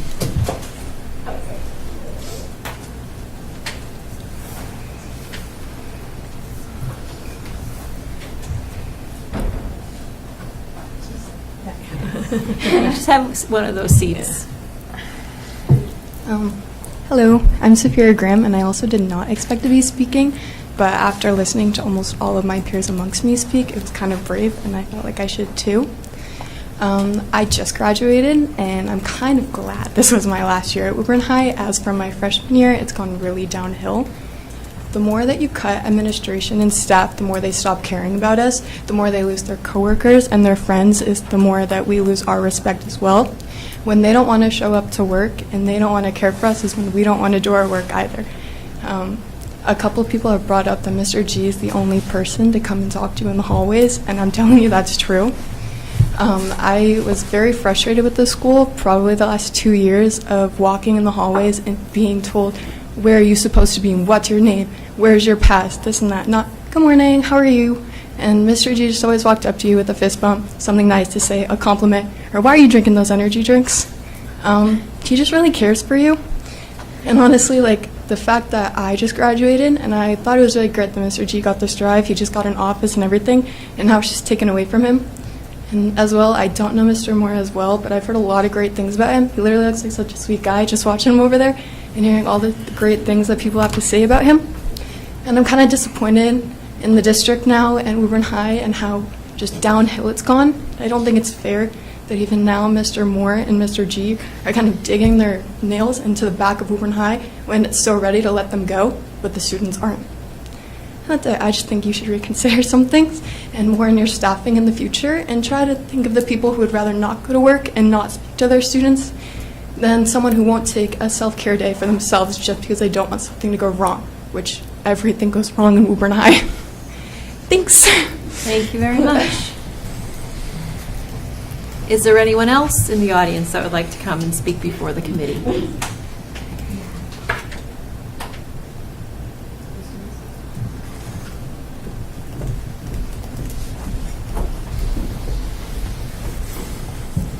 Good evening. Good My name evening. is Bernice Friedman. I live on 56 Leonard Street.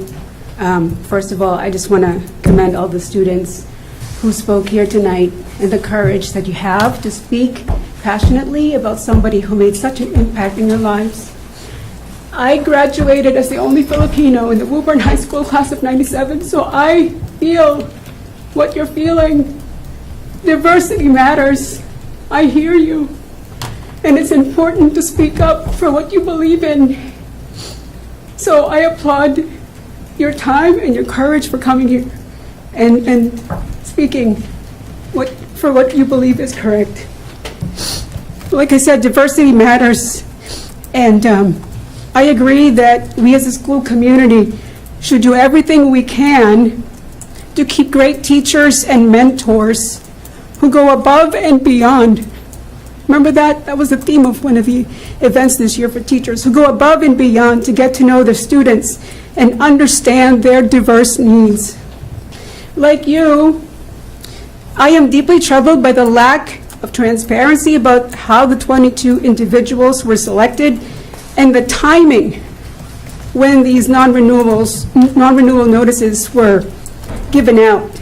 This happened just days after the City Council approved an operating budget that specifically did not cut any student-facing positions, and I think that's worth repeating here. The City Council intentionally did not cut any student-facing positions.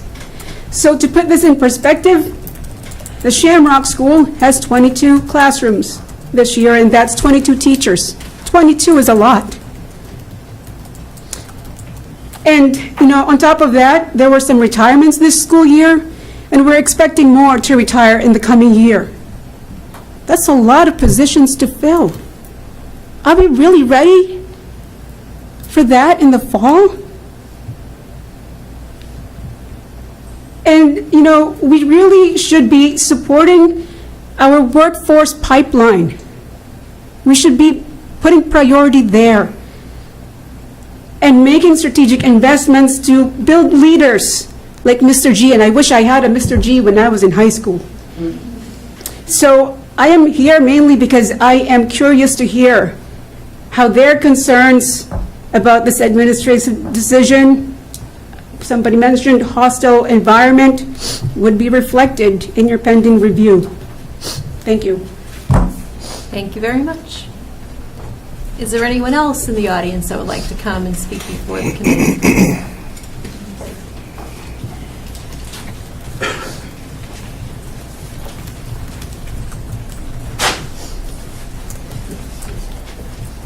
Good evening, folks.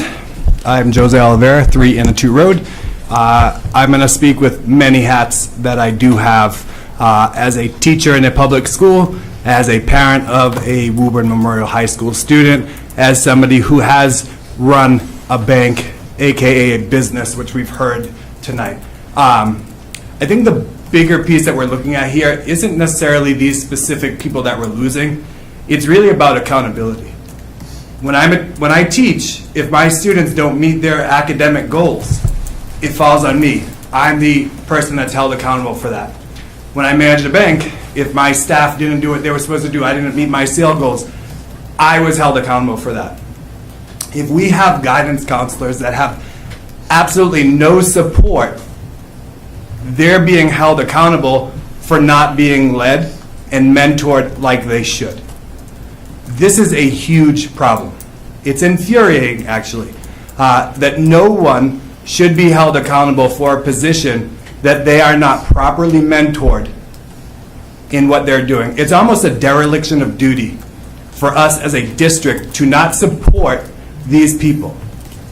Okay? 22 people is a large number of non-renewals. I understand how it is. I have peers and colleagues that were non-renewed for very similar reasons, whether it be they can't pass an MTEL, whatever the case is.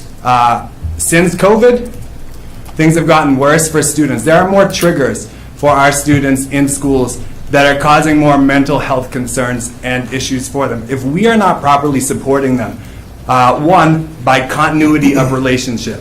So when they have a relationship with a guidance counselor that's doing at least what they should be doing in their job, and we're not choosing to invest in those teachers that are doing what they should be doing, we're doing something wrong as a district. We have an obligation to these students, whom over the last year and a half, 2 years, have really come out in force to speak up about what they feel is wrong here in Woburn Public Schools.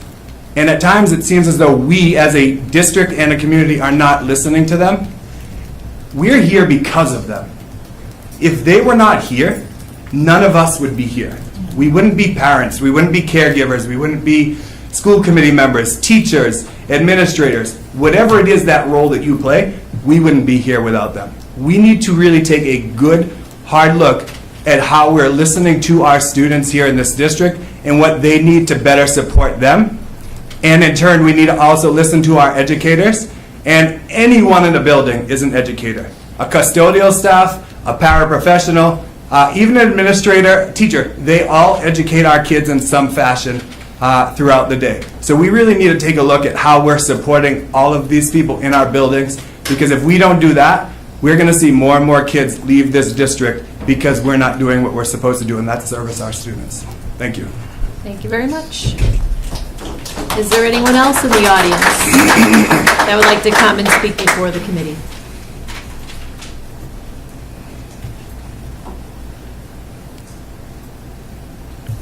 Okay, I'm going to close public comment. I want to thank everybody for coming and speaking tonight. Again, I echo the sentiment that it took a lot of courage, professionalism, and very impressive. And the school committee, I know, will take everything that you said very seriously. Even some of it's not under our jurisdiction, quite frankly, but we certainly heard you moving forward. Dr. Crowley, did you want to make a response at all? Sure. I heard everything people said, and I appreciate everyone's being here tonight. I had a good meeting on Monday with the students at Woburn Memorial High School, and they were clear that they were going to come to be here tonight.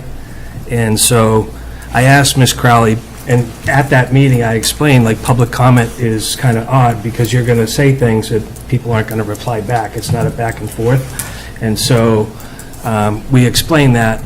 But with that, and we had a dialogue at that meeting. With that being said, I did want to put together some kind of remarks, again, not to address individual concerns, but just in context. So mine is a little bit more clinical than the passion that was demonstrated. So I want to acknowledge that we typically don't publicly comment on personal matters, but as I just said, given my meeting with the students on Monday, I thought it was important to recognize their time, their energy, and their commitment. I'm grateful to the students. You've heard that. I said it. I started the other morning. Thank you. We just had the civics project at the high school. You are actively engaged in a civics project, and so I appreciate your voice and your willingness to share your perspectives. Student voice does matter, as do the perspectives of all members of our school community. The non-renewal process is never taken lightly, and the leaders across the district approach these decisions carefully and thoughtfully, and also in accordance with our applicable agreements or collective bargaining. And so specifically, and Ms. Nickerson and I do communicate about these things. Our collective bargaining agreement requires that staff are notified of non-renewal by June 15th.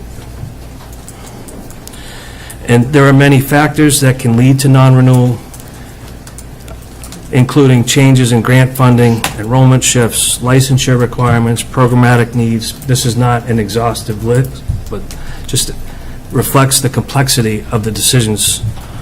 It's also important to note, as you just heard from another educator, that every school district follows a non-renewal process annually.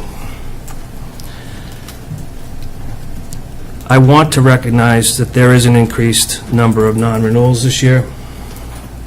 The numbers being discussed are both teaching staff and paraprofessionals, and while the number is higher, it's also reflective of the fact that we've hired well over 100 new employees this past year. Please know that our intent is to build and sustain a strong, supportive learning environment for all students and staff.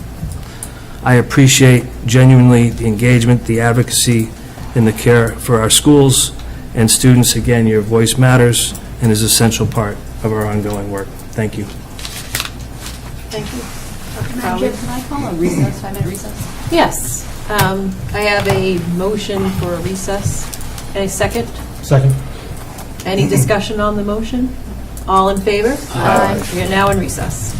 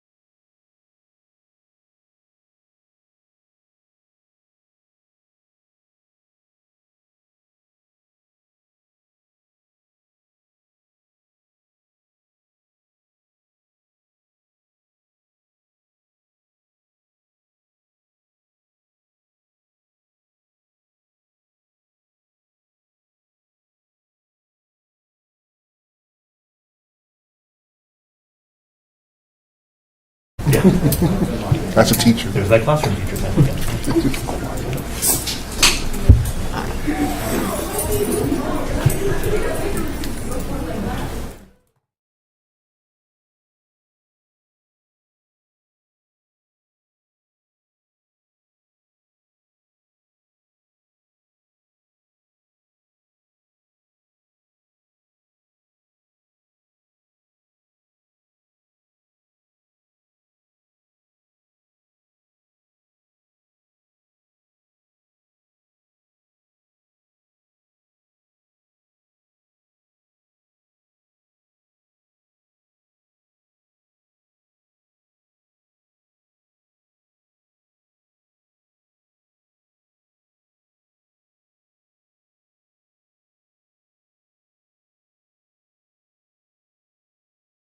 Next on the agenda is Woburn Chamber of Commerce update with Mark Camaro, who is the Executive Director of Woburn Chamber of Commerce. Mr. Camaro communicated to me earlier today that he is unable to make it, expressed his strong desire to appear before the committee and wants to collaborate with the committee, but was unable to make it tonight. So I excused him. I didn't make him come. I was going to say, there you go. There you go. Yeah. Oh, and Dr. Crowley also wanted me to remind the audience at large that despite the robust public comment tonight, there's actually nothing on the agenda for us to act on in this regard. The City Council did approve the Woburn School Committee's budget through public hearing, and so that budget is closed, and the City Council will be appropriating the school committee money to fund the schools starting in the next fiscal year. Additionally, the school committee does not have any purview, although we're very, very interested, but we do not have direct purview over non-renewals and can take absolutely no action in that regard, although it is certainly important to hear from constituents, especially students, in that and how it's impacting them. So I just wanted to make that note for the public. Moving on, the agenda is Woburn Public Schools Building Committee update with Ellen Crowley. So I'm going to pass the gavel to my vice chair, which is the formidable Vice Chair Pat Chisholm. And when she's ready to acknowledge me, I will give the update. Oh, so Ms. Crowley, would you like to address the committee? Yes, thank you, Madam Chair. So on June 12th, I communicated with the brilliant Lindsay Higgins, clerk of the City of Woburn, and I had inquired to her whether or not the school committee and the city council should have a joint meeting in order to address the pending issue of the SOI with regards to the MSBA application. Clerk Higgins advised me that what we should do is have the school committee vote first and narrow it down to really one option that we will be looking for the SOI, which is the statement of interest, and then bring that to the city council. So taking that advice, I have decided that we will not pursue a joint meeting of the city council. Instead, what we're going to do is have a robust schedule of data collection and public input and vote on the matter sometime in September. Given that I learned that I am proposing... We can't close it. Thank you. That the following schedule that will lead up to our vote. I have learned that on July 30th, Ms. Donna Danisco, who authored our feasibility study, is available to come and hold a public forum on the evaluation of alternatives, which is the part of the feasibility study that does go over the options for a new building and new construction. So I am proposing to the committee that we have a public forum with Donna Danisco on July 30th, 2025. After the forum and people are given information on what the options are for a new construction project that could go to the MSBA, I think at that point we should send out a public survey to gather public input on what options people prefer and the varying ways in which we could apply for an SOI. We will run the survey August through September, and then throughout September and August, we can engage in public interactions about the ongoing MSBA SOI vote, with a vote hopefully occurring in late September, early October, where we will officially direct the superintendent to apply for MSBA for a project, for a new building. So that's what I believe the committee should do. Does anyone have any questions on that? So basically, the first action that we will be having is Donna Denisko will be coming and having a public forum at the Joyce on July 30th. And from there, we can kind of build the agenda and the future agenda items leading up to our vote. Does anybody have clarification? I just had a question. When Donna Denisko comes the 30th, is that going to be at 7 p.m. School committee time, or are we going to do that at a different time, or is that TBD? Well, we can choose whatever time is good for Donna Denisko. Last time we had it at 6. Generally 6 or 7, that kind of area of time. And we recorded it, and we also published it, I believe, on YouTube. Did we not? Yeah. So everyone can kind of see. It's good to hear from her because she has such expertise. And going over why she came up, why Denisko Designs came up with the options that they did in terms of varying building options, including North Woburn Middle School and whatnot. And then one more follow-up. Will there be public, are they allowed questions, comments? And if they are not able to attend, can people submit questions beforehand? Yeah, so I think that the answer to that question is yes. We did discuss it being a Q&A, open mic type of thing, if you will. And then, obviously the school committee is going to have public hearings. In my mind, I was also thinking of office hours at the library, things of that nature, where people can have more of a intimate conversation with school committee members to talk about the ongoing projects and options throughout August, September, that kind of thing.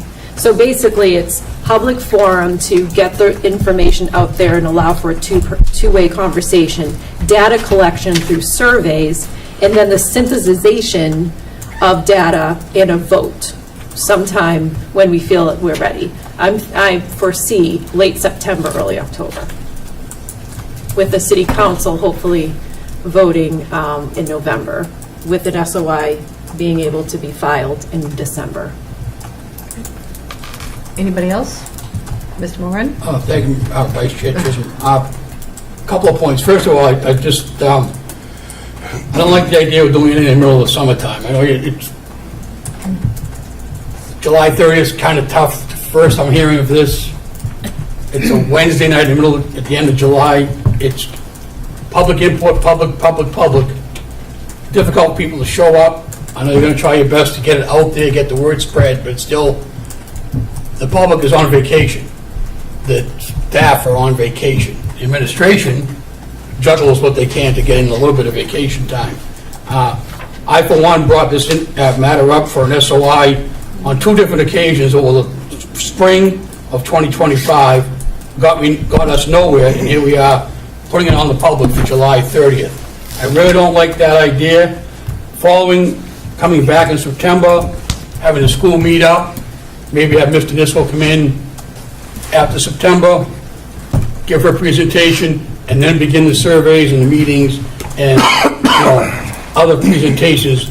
That's just my one man's opinion, but I just don't like the idea of putting this out July 30th, and then people that missed it out, didn't get their questions answered, didn't know about it, didn't find out about it. I was away, didn't get a chance to find out, get my questions into you on time or whatever. But again, it's just one of those things that I tried for this twice in the spring, didn't happen, and now we're going to try it in the summer.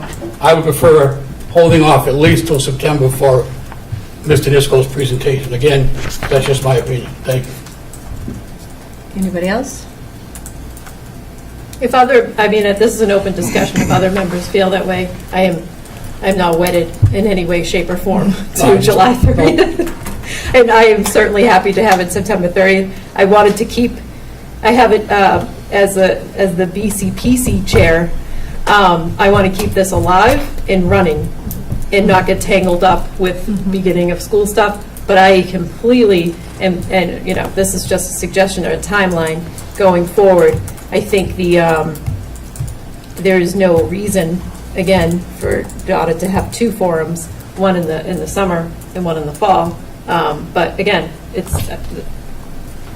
these are just free-floating ideas to try to get this into the public conversation now, so that when we start voting, people have had a lot of time to really consider and participate with us. So it's a co-creation and it's very transparent. Mr. Lipset? I appreciate Mr. Moran's suggestion. I think, when this was brought up in the spring, the goal was to have the SOI submitted for the spring date, which administration told us was not feasible at that time. It was also very much tied into the redistricting effort, which we needed some kind of resolution on. Now that we've had that, we can move forward in a more clear and sort of predictable way with an SOI. I hear the idea that folks, especially school-based folks, are in a vacation mindset, and I'm certainly open to the idea of pushing a forum off into September. I'm concerned that is going to once again sort of push back the timeline a little bit. One of the things that we talked about, I think in fact in some of the meetings where Mr. Moran offered this to start with, was that if we get a jump on it now, we will give administration a significant period of time to put together a complicated SOI at a time when MSBA is under some pressure. And so putting forward the absolute best statement of interest we can is paramount to making sure that we get a building project through. So on that hand, I think making sure that we get a forum done and get the process started as soon as we can is pretty valuable. I think it would be my hope that if we were to go ahead with a summer forum, that we would do absolutely everything in our power to get the word out on that, to provide systems through which people in the public can submit those questions through email, through Google Form, through a survey of some kind that would go out perhaps over a mind especially to the school communities, to the folks for whom a new building is going to matter. That would give them enough lead time to get those questions in, despite sort of being in more of a vacation mindset. But if it's the will of the committee and a September meeting is preferable, I could see that as well. I'm personally leaning more towards the summer meeting, simply because if we can get those questions in, if we can get that feedback in, that will give this committee and this administration more time to put together a quality statement of interest, which I think is in all of our best interests. But I'm willing to go where the committee goes on this. No, sorry. She has to call you. Oh, sorry. Ms. Comey, did you want to say? I did. Just basically echoing before I knew they were going to be his comments, Mr. Lipset's comments. I think keeping this alive and moving it forward as much as we can in the time that we have does make the most sense for me. And I am cognizant of people being on vacation. But it is, recorded. There's opportunity beforehand to submit questions, and there's going to be more conversation going forward. It's not going to be the end of the conversation. So those are my thoughts. Thank you. Ms. Fetzel?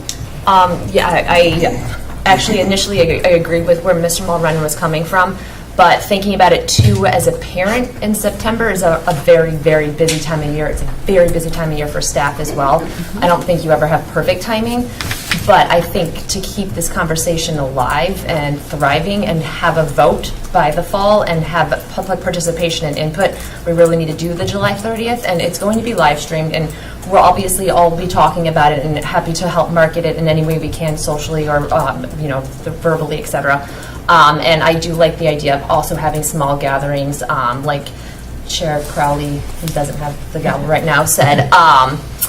At the library and things like that, where it's more intimate and people might feel more comfortable. So I think having it in July makes a lot of sense, and having, maybe even if we find we have a lot of questions coming at us, maybe Donna can come to a school committee meeting in the fall if we feel the need.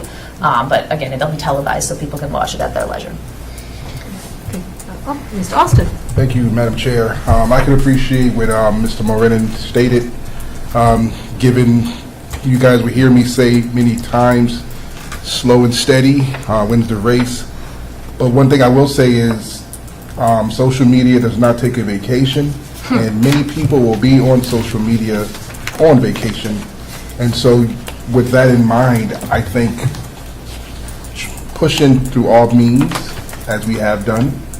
I also think that Woburn being the city that it is, people talk and word does spread. So considering those two things, I can see the word getting out there pretty rapidly for July. I think it's, I would say, a good idea to move sooner. So I'm for that idea, that concept. I really think if we're going to do it sooner, we have to start pushing. If anything, just put it on Woburn residents. I jokingly say that because that is a place for all the tea, and a lot of information gets pushed. I know I'm not trying to be funny, but I am. So that's my word. Anybody else? Madam Chair, I'll make a motion that we direct the school committee chair, the real one, no offense, and the superintendent to finalize the public forum with Donna Danisco on July 30th, 2025. So moved. Okay. Second? I'm sorry, Dr. Crowley wants to say something. No, again, I have been in contact with Donna Danisco. I know that this date was available. I don't know what time was available, so when when we're asking time, I'm going to need to get back to her. I also wanted to hear from the committee tonight to kind of flesh out with her what the expectations of said forum would be. And so through the chair, we've communicated relative to what the focus of the forum would be. And so I will do that with Ms. Danisco and get back to the committee Okay. as soon as possible.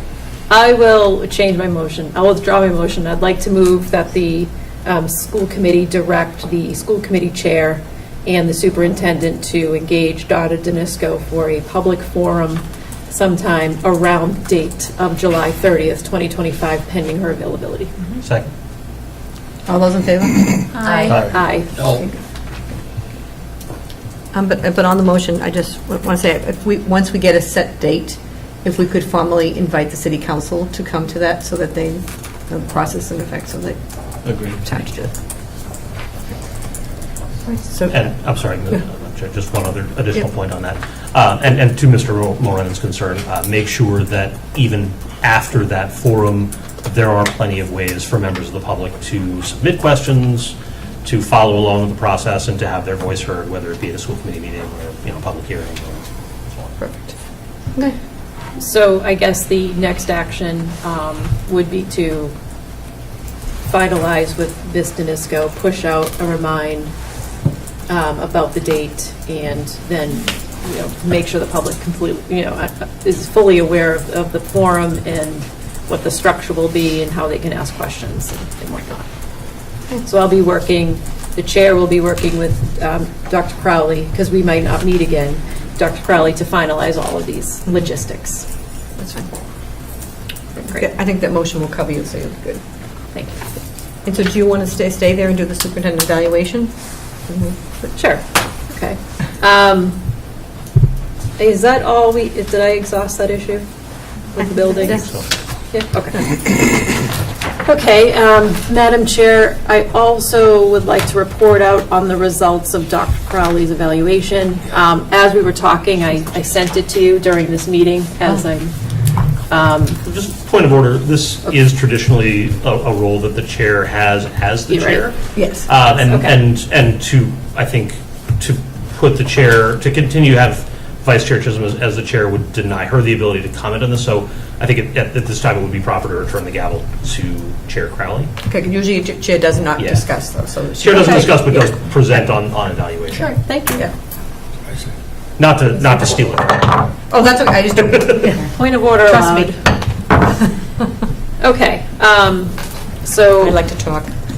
As chair of the school committee, I'd like to report out on the results of Dr. Crowley's evaluation. I will start with, and again, as I was saying, I sent it all to you as we were talking because I was not able to send it to you before the meeting, as that would be violation of open meeting law.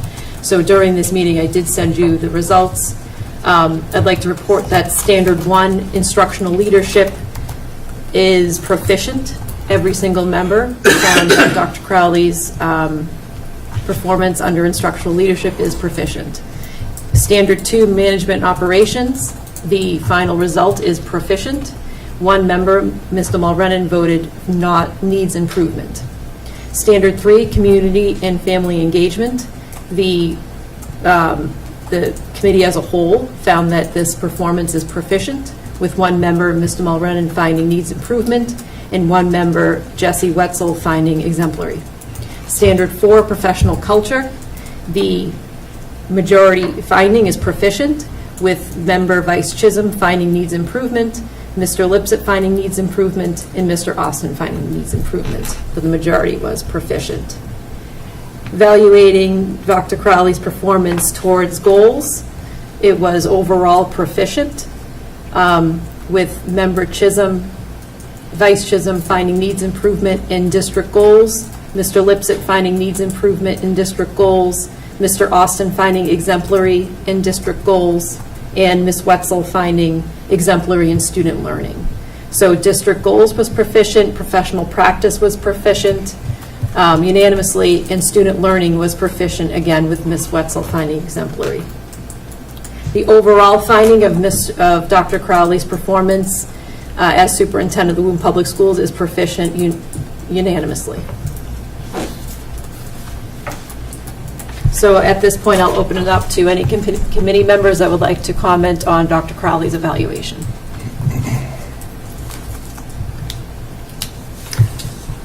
Mr. Mulrennan. Thank you, Madam Chair. If I would, I'd just like to commend the superintendent. First of all, this is the first evaluation that I've done in my 20-something years that had AI.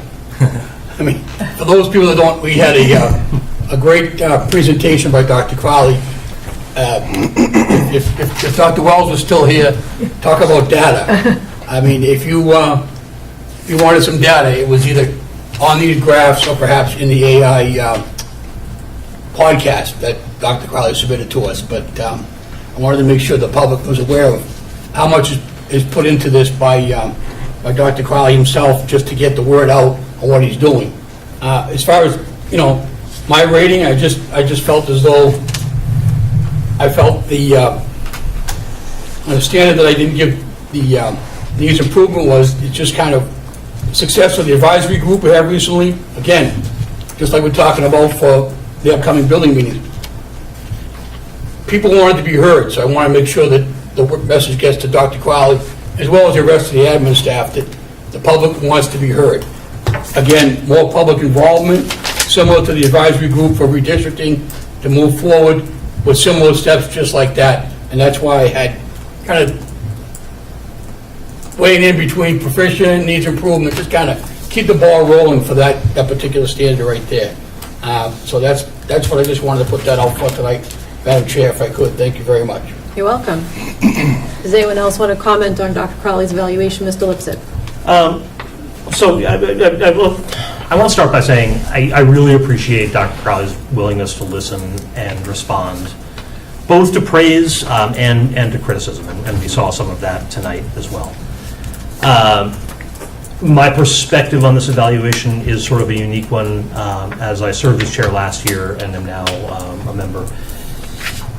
This has been, I think, a really transformative, but also a really difficult couple of years through some very robust budgets that Dr. Crowley and his team were able to push through and able to demonstrate support for, so that the City Council was willing to take what for them was a political risk on the Woburn Public Schools. And I think that risk has paid off. I think that we have, as Dr. Crowley noted earlier, increased our student-facing staff overwhelmingly, and I believe in terms of administrative positions are actually more or less neutral over the past two budgets.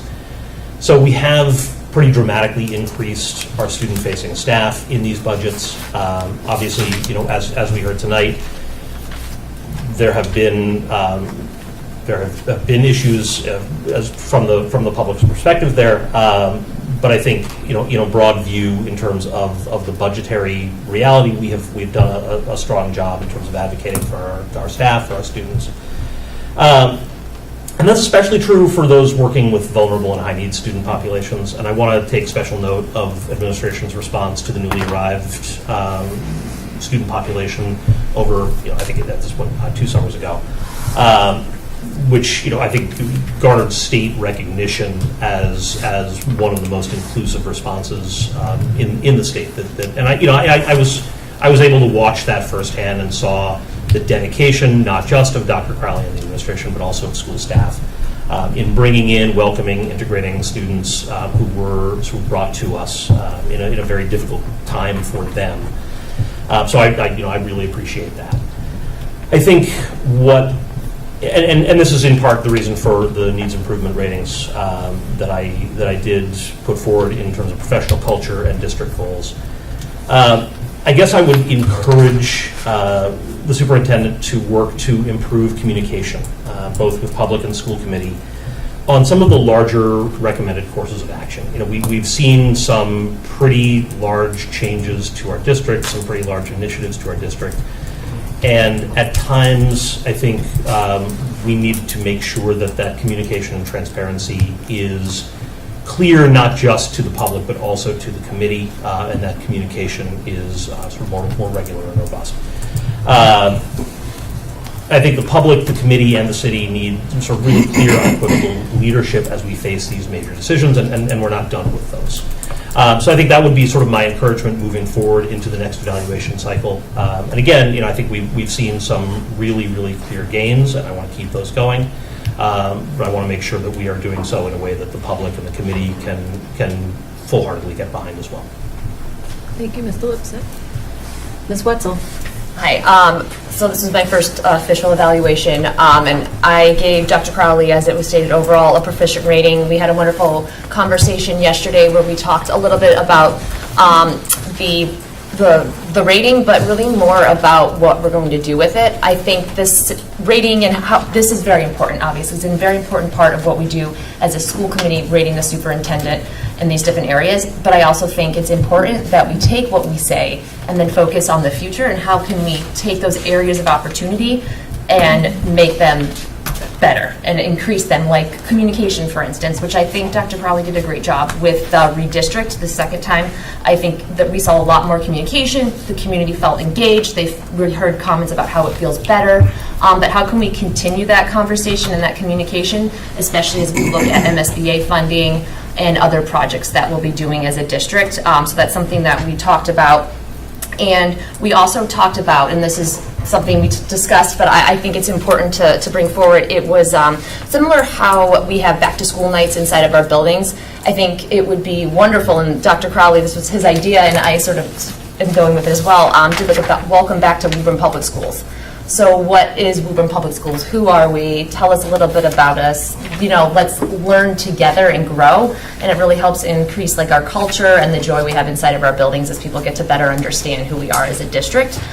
So just something we discussed. And then I think something I would be remiss not to mention is all the conversations that we heard today from students, from staff, from the training pieces, like the seed training. How can we better utilize the training that we're already doing and train the trainers, train the students? How can we engage in that?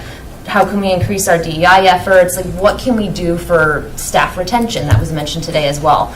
So I think those are big questions that we need to look at as a district, and we really need to work together and figure out a way to make that happen, because it's very important to hear from the students inside of our buildings. That's something that we need to focus on, and I know Dr. Crowley had a meeting with them, and his door is always open, and so I appreciate that, and I very much appreciate all the work that he's done in his time here and my time on the school committee, and he's been very welcoming and open to any conversation and ideas that I've had, so thank you for that, and I look forward to the next few years. Thank you, Ms. Wetzel. Mr. Austin. Thank you, Madam Chair. As Ms. Wetzel stated, this being our first evaluation, in the midst, I'm humbled and also see this as a privilege. Someone that believes that there is success in failure, and I also value criticism and evaluation, so I don't want to see needs improvement as a terrible thing, because that tells you that there is a chance to improve in that area, in that regards.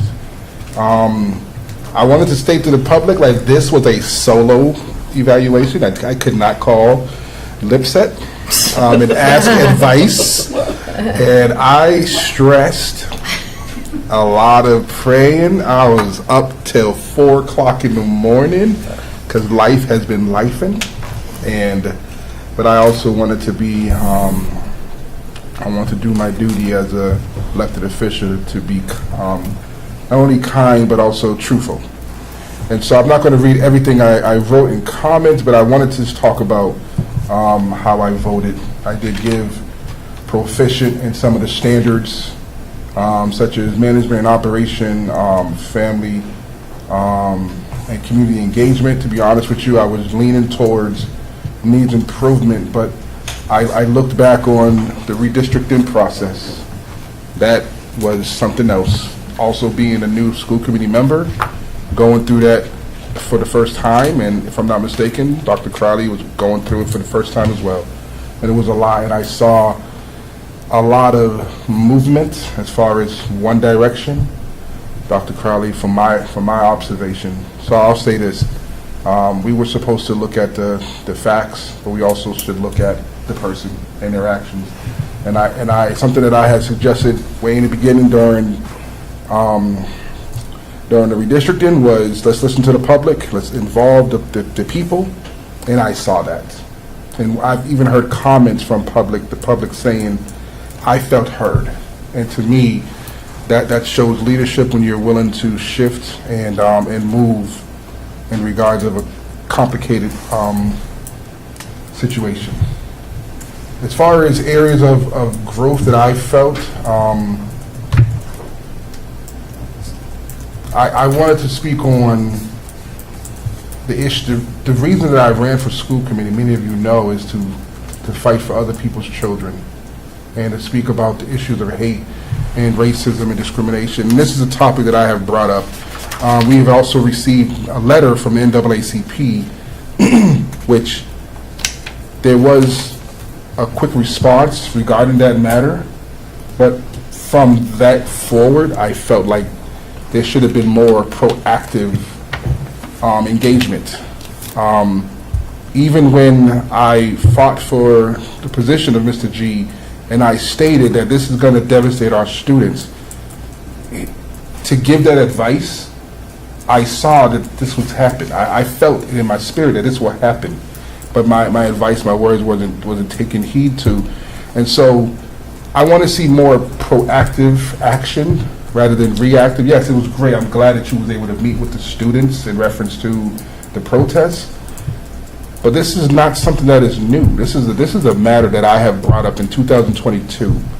And it's this so knowing that there has been issues in the school for many years, and as the gentleman said earlier, when there's issues facing in the school, it falls to the head. We had people come before us that spoke about issues within the guidance department.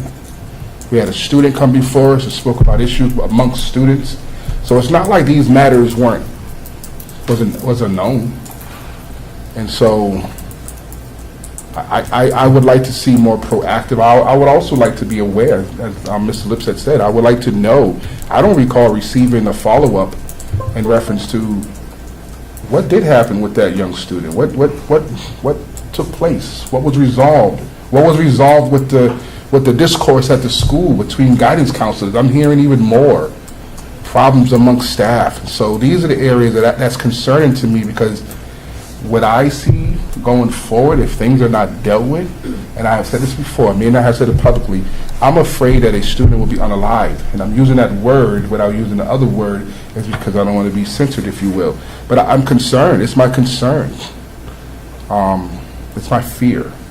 And so I'm hoping that these students have been heard today, and I'm hoping that Dr. Crowley, going forward, it can be some proactive measures to not just listen. I was told the makings of a great leader is someone that hears that something needs to be done, and they take action to do it, and that without being told to do it.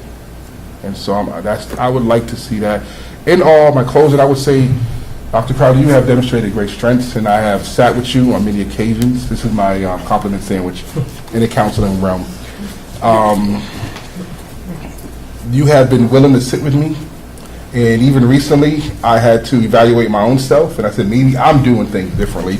So I asked Dr. Crowley last week, can we sit so you can teach me how to move forward? Because those of you that don't know, you don't really get a lot of instructions with this position. You just kind of get the position. And whether I should be here or not, it's up to the public, I jokingly say. And so Dr. Crowley has been very receptive. We have had conversations about race. We've had many conversations. And I believe, and I actually wrote this down, and I feel necessary to read it. I said the superintendent has demonstrated many strengths in leadership, crisis management, and community engagement. And I'm talking about, the redistricting, marked by resilience, collaboration, and a clear focus on district priorities. I believe there is strength, there is also lies weakness. I have seen many situations arise in a few months, and I've seen the superintendent lead in spite of. I'm confident that the superintendent has the ability to stand and handle the challenges that lead and can lead the school. I jokingly say, should I read this? I jokingly say to Dr. Crowley on many occasions, I do not envy your job.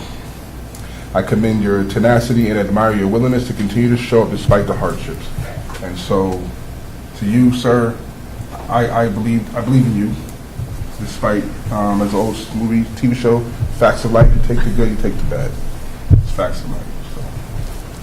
So. And I will end it at that. Thank you, Mr. Austin.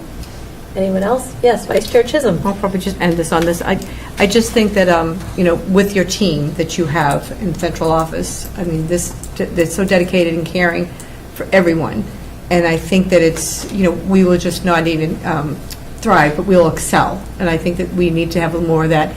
And the needs improvement, it's not something that it's a bad thing. There's things that are in limbo, that things need to be pushed forward. And I think sometimes we just let things skate a little bit, and we just need a little bit more push on those. But it's not a bad thing, and I think that you're a great leader for us, and I think that the redistricting alone, again, redundant, but that has really proved the point that, you take it on, and we spend many, many hours at this building and taking phone calls and emails and everything else, and it is very much appreciated. And I just think that it's good, but I didn't want you to think that needs improvement is something that's a bad thing. It's just that there's a lot of things that I have been put on the burners and then just put back. I mean, like one of the things was the high school with the bell schedule. It's been out there for a while, just needs a little bit more push. So when you're at the top, you take the good, and you have to take the hits when things just don't get followed through. But we're heading in the right direction. Oars are in the water. Thank you. Thank you, Vice Chair Chisholm. Anyone else that would like to make a comment on Dr. Crowley's evaluation? If the public is interested, there's really no set rubric, but there is a DESE guideline for evaluating the superintendent. The school committees use that rubric to come up with the proficient or the unsatisfactory or the needs improvement or the exemplary rating. But the school committee has this wide, broad range to use any information that it wants to evaluate the superintendent. So although we have a rubric, there's also a deviation from that rubric so that every school committee can take the information and apply it directly to the specific instances and the uniqueness of Woburn Public Schools. And so I want to thank the committee for taking the time. It is truly agonizing to do this, and for Dr. Crowley producing all of the evidence that we needed in order to get this done, and to really taking this job very seriously. I'm very proud of all of you, and this is a great way to end the school year on a high note. Again, so thank you for doing all that hard work. Okay, so Dr. Crowley, would you like to respond? He never does. But. Well, no, I would say, first of all, thank you to the committee for the feedback. We had a leadership retreat today. One of the things I say is that we're a learning organization, and if we can't improve, we're in the wrong field. And so the feedback is important. Ms. Chisholm, you said I do, I don't do this alone, right? And so I would be remiss if I didn't say to Maureen and Courtney, they're incredibly valuable to the central office functioning. There's multiple people here that make the district go, and we have had a couple challenging years, and so I'm cautiously optimistic. We have a great team. We got a really good meeting today, and looking forward to things in the future. So again, value your feedback and look forward to working with you. Thank you, Dr. Crowley. And could I accept a motion to make my rating sheet compiling of all the school committee members' ratings a public document? So moved. On the motion, I sent you a text message or an email that they were reversed. Yes, I think I corrected that. Did you correct it? Vice Chair Chisholm, and if it's not corrected, then correct it now, if you want. No, it's a word. Yeah. Following correction of this document. So if you could just adjust that, then. Oh, okay. Yeah. What did I get wrong? On the first one, it's only, on the fourth one, third one is the proficient. First goal. Oh, the goal. Yeah. Thank you. Okay, so Vice Chair Chisholm is having me change the district goal from needs improvement to proficient? Yes. Okay, that does not at all Change anything, but yeah. change anything about Dr. Crowley's rating. So I just want to publicly correct that, again, the entire rating evaluation of progress towards the district goals is proficient, but Member Chisholm did not rate Dr. Crowley's performance as needs improvement. She rated it as proficient in terms of district goals and meeting the goals. Okay, so I have a motion to make it a public record. Any discussion on that motion? All in favor? Aye. All right, the motion passes. Ms. McLeod, can you just note on our minutes that that document is going to be, just reference that document in our minutes? All right, thank you. Okay, moving on, because I got some of the ink off my hands. Subcommittee reports. We're already there. Finance, Vice Chair Chisholm. Meeting tomorrow. Great. Community Relations. Oh, but under finance, I'm sorry, we need a vote to allow us to pay the bills over the summer, so that we'll meet. So I'll make a motion that the Finance Committee will be meeting and paying bills, and we'll be updating everybody in September. Second. Make a motion to direct finance to pay the bills over the summer. I have a second. Any discussion on that motion? All in favor? Aye. That motion passes. Community Relations, Mr. Austin. Thank you, Madam Chair. I did not have a meeting, but I wanted to, excuse me, give a brief update as far as the elicited sessions have taken place over the last several months. Would that be okay? Sure. Thank you, Mr. Austin. So for the public, in March 9th, as the chair of the Community Relations Subcommittee and a member of the school committee, I offered my time to give to our young people in regards to a student coming before us, speaking about issues within the high school and also the hate and harassment that has been spoken about over several months, if not weeks and years. So I've been meeting weekly on Sunday at 3 o'clock via Google Meets based off of the suggestion of students. Those meetings were not always well attended, but it was offered, and I was present to give them a space to speak if need be.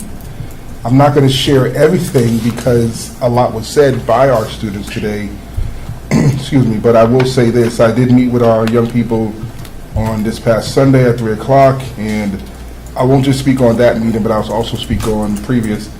I will say some students have stated that they feel safe in the school but they have stated that they do not trust enough to share their feelings.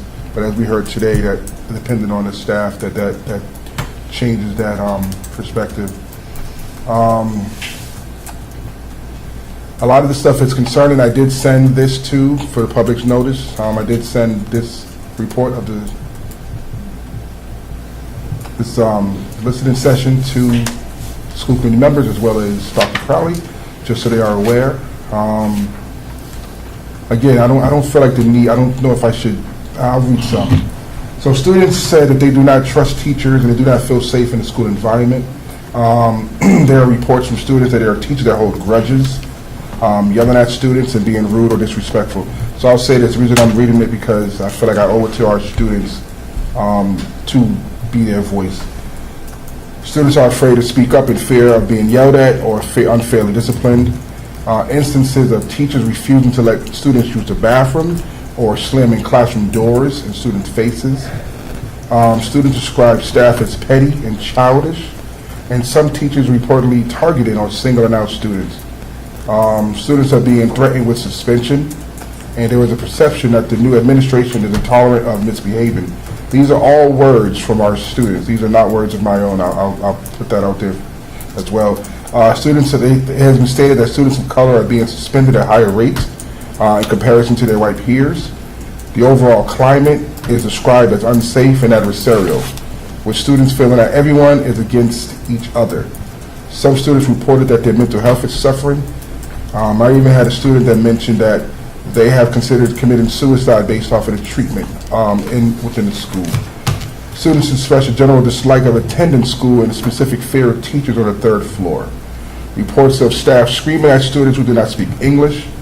Students stated that staff is against staff, staff against students, students against students. It's like everyone hates each other. One student, also kind of off topic based off of those things, one student did mention that they would like to see the water filtration system fixed. They also noted that assistant principals have been made aware of several of these issues by the students. Something that I'm looking to do for the community relations, I'm hoping to continue to meet, but as I stated earlier, I would love to connect with Dr. Crowley. In the past, I've spoken to Courtney Young as far as how we can work together. This being, I guess, a revitalized or community relations subcommittee, I would like to continue to figure out how can we continue to listen to our students to make proactive changes. And I'll just give that for the subcommittee. Thank you, Mr. Austin. Curriculum and Mr. Mulrennan. Thank you, Madam Chair. If I could have, well, maybe correspondence, but community relations, I know Gretchen has left the area. I just want to get a shout out to the students that were involved at the recent Juneteenth celebration at the library over the weekend.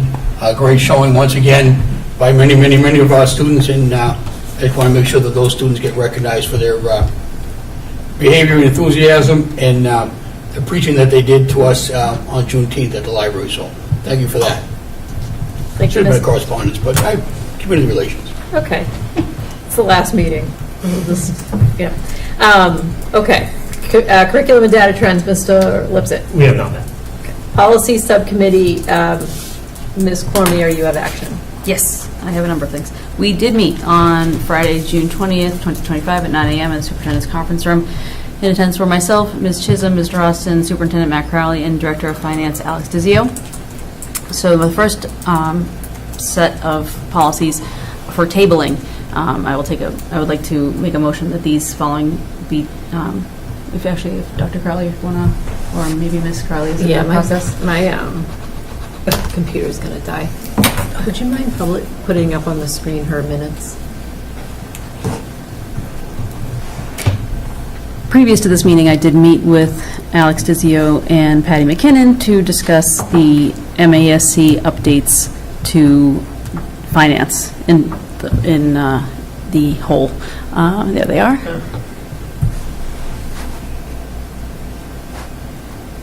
Dun, dun. Green guy. Green. Oh, no.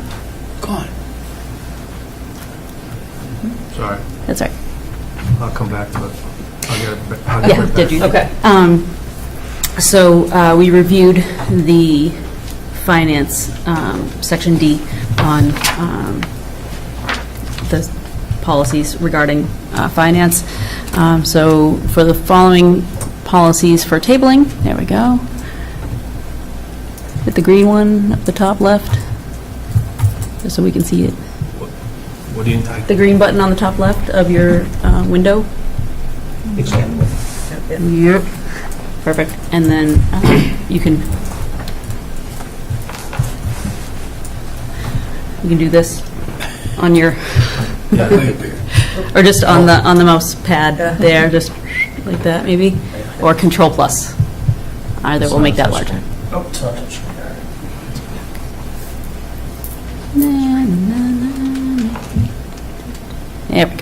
All right. Yeah. So, for tabling are the following. DA, fiscal management goals. DB, annual budget. DBC, preparation of the budget document. DBD, budget planning. DBG, budget adoption procedures. DBI, budget implementation. DBJ, budget transfer authority. DD, funding proposals and applications. DDA-R, federal funds. DGA, authorized signatures. DH, bonded employees and officers. DI, fiscal accounting and reporting. DID, inventories. DIE, audits. DJ, purchasing, which does have some updated language. DJA, purchasing authority, again, language update. DJB, purchasing procedures. DJDA, state contract purchasing. DJE, bidding requirements with new updated language. DJG, vendor relations, and DK, payment procedures. So I will make a motion that all of those be tabled. Second. You know how finance works? Hardest working. I have a motion to table those policies. Ms. Cormier, just what does table mean? We are going to put them out there, and then at the following meeting, I would like to discuss them, and the meeting after that, we will potentially vote. Thank you. You're welcome. Any discussion on that motion? All in favor? Aye. The policies that Ms. Cormier just listed are tabled. Excellent. We have two new policies, so Dr. Crowley, if you can click on EFE-1, the Food Service Program Civil Rights Policy. This was also from Mr. Dizio following an audit. This was recommended to be added to our policy manual. We did recently do the civil rights, the policy civil rights, but this actually speaks to the grievance procedure. So legal sent this forward and requested that we put it into effect for the coming school year. So I'm going to make a request that we suspend the rules and make a vote on this evening. I have a motion to suspend the rules to take this policy up on an emergency basis, given that it needs to be put in place for September 2025. Second. Any discussion on that motion? If I could, Madam Chair, to Ms. Cormier, just a clarification. It's It's just to suspend the rules. This is just the vote for rules, and then we will, yes, we'll get to that. In favor. In favor. All in favor? Aye. Okay, the motion passes. I will make a motion that we adopt EFE-1 Food Services Program Civil Rights Policy. Okay. Second. Motion to adopt. Do I have a second? Second. Any discussion? Ms. Mulready? Thank you, Madam Chair. If I could, just the explanation again. Yep. It's probably in here, I didn't get a chance. Legal is asking us to do this for the following reasons, Ms. Cormier. Because it is the law. The law, okay. So people need to have a way to file a grievance if they feel that their civil rights regarding the food services program have been violated. And so that is what this is enumerating for folks. And again, getting back to my concern about something happening over the summer, I assume this will also go out to our cafeteria workers and that chain along the lines there. Should anybody have any concerns? So they should, the civil rights policy is already enacted. The civil rights exist. This is showing how a parent or guardian would file a grievance on behalf of their student if they were not provided, for instance, in regards to their 504 Yeah, this just says how that they would, if the modifications or Areas on the- substitutes or not. Okay. Yep, they would reach out to Maureen, Ms. Dr. Ryan, and that is listed in this policy. Okay, that's understandable. Thank you very much. Not a problem. Any more discussion? Any more discussion on adopting this policy? And subcommittee read it first Yes. and approved it for our final review. Okay, any further discussion on this motion? All in favor? Aye. Aye. That motion passes. Excellent. If you just arrow back. Oh, there we go. And then secondly, from legal is a new policy, JICFB, the bullying policy. Currently in our manual is actually the bullying intervention plan. This is actually a policy. So the intervention plan will remain on our website, but this policy will be in place in the policy manual itself. So I am asking that we table this policy, as we normally would with a brand-new policy. Okay. So I have a motion to table the bullying policy. Second. Any discussion on that motion? All in favor? Aye. And that will be taken up 2 meetings from now. Discussed at the next meeting and then voted Excellent. at the following Ms. meeting. Cormier, as always. Thank you. Speaking of legal, we did, Mr. Superintendent Crowley did speak to legal regarding 2 policies that were brought forward to the subcommittee, JICK harassment policy that we did not adopt in September 2023. It was put forward as a reference from MASC, and at that time, legal said that we should not adopt it because it was, the word is conflicts and is redundant with our policy AC. So Dr. Crowley brought that back to the lawyer in light of this discussion, and again, the lawyer did recommend against adopting this policy. We did not table this at the previous meeting. And then secondly, KCB, community involvement in decision-making. This was removed per MASC recommendation in September of 2023 and was brought up to this policy subcommittee. So Dr. Crowley brought that to, or that just happened to be part of the conversation, I guess, with legal. And again, they recommended against this particular policy because it is handled in other policies. And one of the suggestions, or one of the examples was in policy KA. And the way that this policy is written, it gave the impression that basically the committee would not really be able to make any decisions before having a robust community involvement forums, et cetera. And so it was not conducive to the regular business of the school committee that we are elected to carry out. So this had been previously tabled. Madam Chair, I could leave it on the table and that be that? Yeah, I think you're not recommending any action on it. I am not. Following that, we did speak last meeting. We discussed EE. Excuse me, is there a conversation to be had on that policy to process as far as it being tabled or going forward, either? Sure. The policies, it sounds to me like the policy subcommittee is not recommending any official action be taken on those 2 policies. Is there, but you can feel free to engage in a conversation about it. Yes, I would. Excuse me, so I'm not going opposite of what the lawyer states. What I suggested during the subcommittee was for us to adhere to what his suggestion was and to make those suggestions as far as the redundancy, the overlap and things of that nature, and make the policy suitable for going forward.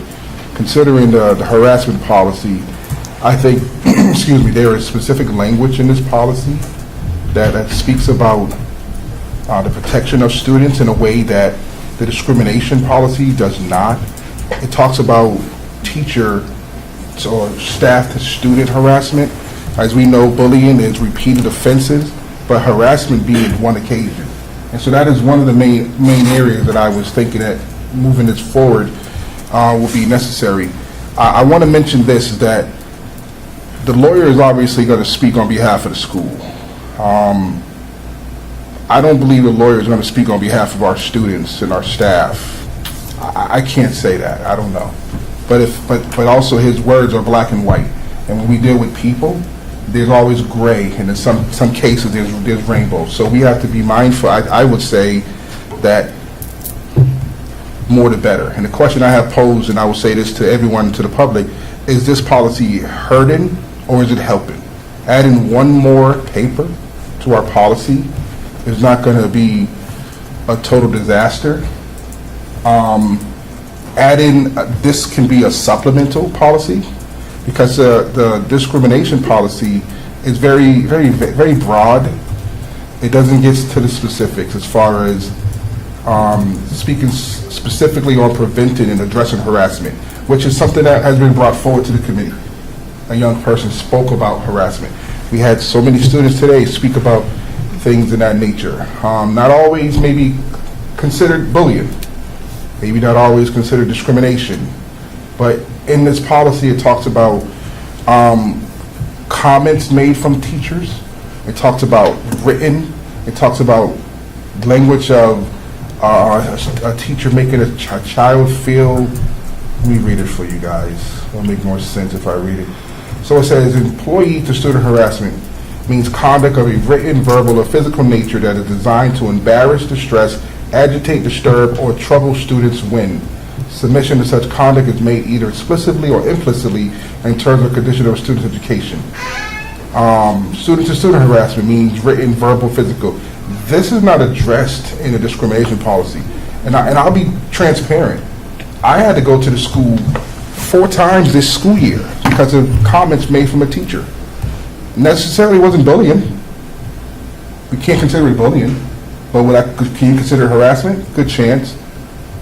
And so I don't see this being a bad implementation to cover our children. And if it's harming us, I would please tell me, as they say, tell me and make it so I can understand that. But if it's helping our students, if it's one more paper to supplement, not to be redundant, honestly, redundancy is not always a terrible thing, because I mentioned this before. We was being very redundant over this whole year about this redistricting process. 2 meetings in 2 days about the same process. So I'm not going against the lawyer necessarily, but I think we can listen to his wisdom and edit what we do have to make it supplemental, and not to make it be 2-in-1 where there's confusion. No, let's eliminate the confusion and then maybe send it back to the lawyer to add additional expertise and add more layers to protect our students. We have heard enough today, y'all. Come on. What else do we need to hear? What else do we need? A gunshot in the school? I'm just being real. Okay, so I think. So hold on, wait a second. I'm not saying nothing disrespectful. Why would you guys cut me off? No, I'm sorry. I was just going to create a. Explain to me, why would you guys cut me off? I had a solution. Sorry. But if I'm not mistaken, I'm to be allowed to speak, right? You are absolutely allowed to speak. I apologize for being interrupting. real. These situations are happening in other schools, and at the rate that we're going, it may happen. And I'm not asking for it too, but if we don't be proactive and stop being reactive and wait until a situation occurs, I really want to hear why this policy is such a problem. I really want to know, and I would love to hear the public speak on this.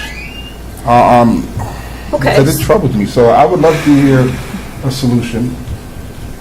Yes. Okay, sorry. Because I apologize. Yeah, you both were trying to cut me off, which I felt was unprofessional and disrespectful. But I'll let that rest. I'm really sorry, Mr. Austin. I was trying to interject, and I think I interjected too zealously. So I really apologize for that. No, it's okay.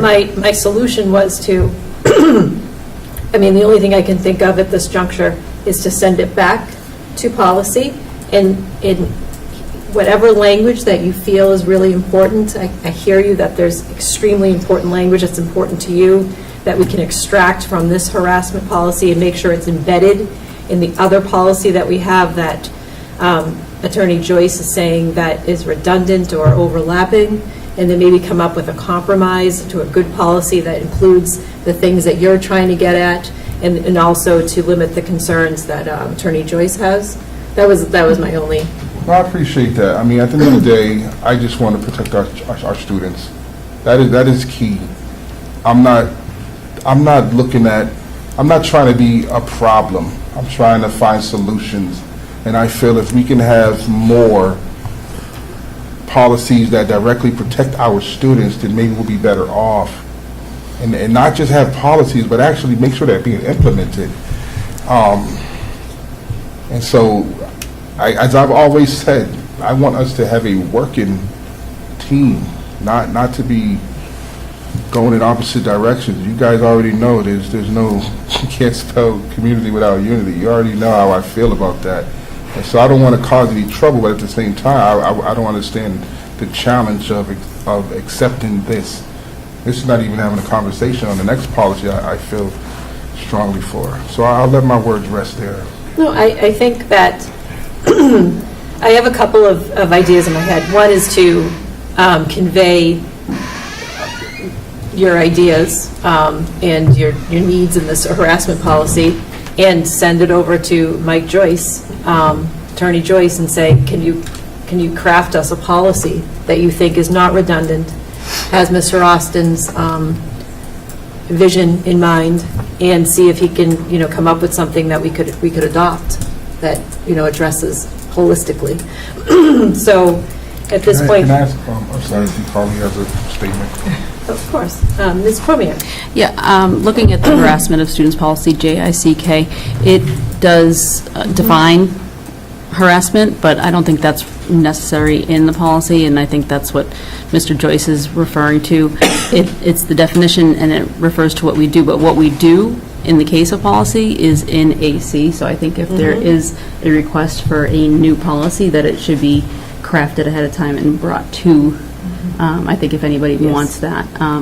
I don't support a redundant policy, so I think that if Mr. Austin wants to craft a policy and that can be brought before Mr. Joyce, I think that would be fine if he can have input on that. Yeah, I think we can figure something out here. I know Attorney Joyce very well. He's a very, very bright guy. And so I think if we say, look, we have one member that really feels very strongly about this, we certainly don't want to have policies that conflict. But I don't think Mr. Austin is saying, I want policies that conflict. There's language that Mr. Austin is finding that's very important. I don't know why I'm rephrasing your words. No, I appreciate it. That being said, it's going back to policy. That needs more development and it needs more robust conversation around it. Is everyone satisfied with that at this point? I don't. So what is policy going to do with this going forward, I guess? So Madam Chair, I'm asking you. I'm sorry, Mr. Austin, go ahead. No, I guess I'm impatient That's myself. okay, go ahead. As suggested by Ms. Cormier for me to rewrite a policy, I'm fine with that. As some of you know, I have a fellowship with school board partners, and they have policy coaches that can assist me in this matter, so I will do that. Oh, okay. And bring a policy back to the subcommittee that's considered acceptable. Sure. And you could even bring it to me and Dr. Crowley, and I can converse directly with Attorney Joyce about it too. So. Yes, we can do that as well. I appreciate that. All right, no worries. If we can speak on KCB, community involvement in decision making. Sure. Before we do that, Madam Chair, I would just like to read specifically what Mr. Joyce said. Yeah, for sure, the record. go ahead. Because Is this on harassment policy? It is. Okay. Because a policy on non-discrimination of students already exists in the form of policy AC, adoption of JICK is unnecessary and redundant. This redundancy creates ambiguity and confusion for anyone inquiring into the committee's policy or for an administrator trying to apply the policy, because it would appear as if the committee now has two separate policies, thereby requiring a person to try and figure out which policy to follow. I am also concerned that JICK is inconsistent with the district's established grievance procedures, particularly in the definition section. Legally, most civil rights protected classes, there is no little or no distinction. in terms of standards applied between the students harassment and employee-based harassment. Such redundancy, ambiguity, and confusion would likely be, in itself, a violation of Title VI and Section 504. For that reason, I strongly recommend removal of this policy. He was But unaware that it was maybe, on. just thinking out loud, there could be some sort of preamble that has Mr. Austin's vision and some sort of like, this is the statement of Woburn Public Schools, and this is how we define harassment that's not allowed. Maybe there can be some way to work with it that's not under the actual procedures that the administration has followed. So maybe either adjustment to AC or an addendum to AC. Yes. I think would be better than Yes. separately listing, because that would be confusing, as he says. Right. Okay. And the other one? I agree. Yeah. Let's see here. It's 10. I don't want to interrupt. Yes, involvement, community involvement in decision-making. Yes, again, as far as the lawyers, again, I appreciate those that are well-versed in their particular field, that are knowledgeable. So I will take heed to what he's saying and make necessary changes. I'm really passionate about this because we, as a committee, have asked so much from our community this year in reference to the redistricting, and I although this policy does have some wording that can and most necessarily will need to be changed, but it's almost like a stamp of approval to have the community be involved. It's almost like that marriage certificate of we've been dating the community for so long and expected their expertise, and now it's like, yes, I want you here, and I appreciate your voice. I again say we have the wording be changed to fit what is needed and take the advice of the lawyer. Again, I believe the lawyer is going to speak black and white, and he's going to speak from the position of the school committee. He may not speak from the position of the parent, which the parent may feel, I want to be involved. The other policy doesn't give direct clarity as far as KCB, community involvement, decision-making does. And so I would love to go forward as we did with the previous policy and have it reworded to suit Mr. Joyce, his name is? Yes. And maybe even see if he can craft, or I go back to my person and work. Again, is it hurting or is it harming? Is it hurting the community or is it helping the community? If it's hurting, please say how it is. But if we can make it so that it can help, then I say we try for that and we involve the community. And not only seek their voices when we need to be voted for, but also seek their voices while we're in this position. I'm a firm believer in community involvement. And the other policy, there's still language that is not present there that I would love to see with this policy move forward. Okay, thank you, Mr. Austin.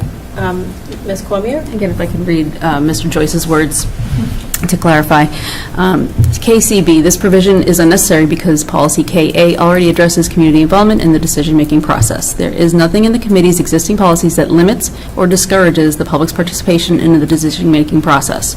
I'm also concerned that KCB gives the impression that the school committee should make no decisions on any issue until the options are fully vetted with the public first. Note the language, quote, residents will be encouraged to assume an active role in school affairs. This assumes an active role from the school committee in generating such encouragement.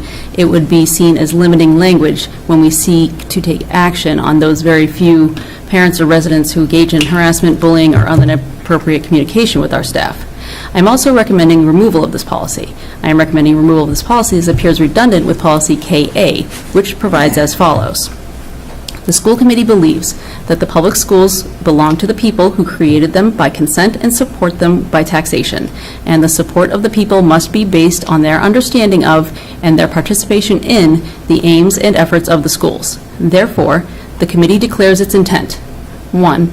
To keep local citizens regularly and thoroughly informed through all available channels of communication on the policies, programs, problems, and planning of the school system, and to carry out this policy through its own efforts, those of the superintendent. 2, to solicit the studied counsel of people through advisory committees selected from the community and appointed to consider problems that vitally affect the future of our children. So again, Ms. Curley, I would suggest that perhaps instead of adopting KCB, perhaps KA can be adjusted as necessary to limit the work of the lawyers. Sure, I think the same action, we can try to merge the two policies and come up with maybe something, again, robust that we all can agree on, as these are, policies reflect who we are as a school system, and so everyone's voice is part of it. So I guess it's same action as the other policy. Mr. Austin can extract language that he really likes in this policy, and then we can see if Mike Joyce will, look at something for us that doesn't limit our authority. Is everyone okay with that? I just have a quick... Of course, Vice Chair Chisholm. My only concern is that we're asking the lawyer to give us an opinion on the same exact thing that we sent him. We pay him good money. He is the expert. He's telling us what to do. And we are more than welcoming to anybody that comes to talk to us through emails, through open mic here. I mean, we've seen it. It happens. And anybody that wants to take an active role, run for school committee. That's our job, to do what you're talking about. And to actually tie our hands and make their job harder to do because we didn't get community input would be ridiculous. So I just think we have to be careful. Let's not overbill and make sure that we're paying double for work that we already received an answer on. I mean, we can send it back and we can deliberate again in policy, but, asking the attorney again to give us back the same answers. I mean, and it's 10:10, so. Right. I'm going to leave it as it is, and, policies are really important, and Mr. Austin is raising some serious concerns with it, so let's try to take another crack at it, so to speak, and try to come up with a policy that's built with all of us, with all of our voices. Okay. Did you have any more action, Ms. Cormier? Yes, so I would like to, again, suspend the rules so that we can vote on EEAA walkers and riders. Okay, I have a motion to suspend the rules so we can address walkers and riders on an emergency basis. Second. All in favor? Aye. That motion passes. The rules are suspended. So, as you see here, EEAA, I would like to approve this today, the updates. It's just language changes at this point, so that it can be followed for Ms. Carpenter in her transportation role when making the bus routes in the coming months. So nothing really besides updates from MASC that were suggested have been made. And so I will make a motion that we adopt this policy as written. Second.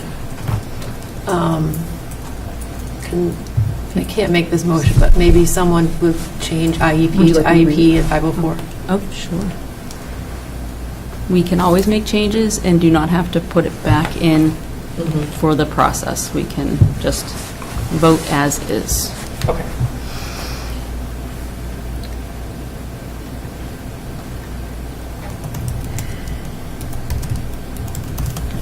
Okay. Any more discussion on this motion? Yes, Ms. Mulrennan. Thank you, Madam Chair. If I could, to Ms. Cormier's secretary, obviously great work here, Colleen, but as I asked last time, so parents sitting there, tonight, looking in the future, this law of busing comes September. Nothing's going to change except what? Nothing's going to change. Okay. You had time to... Yeah, just making sure that, so this is going to go to Ms.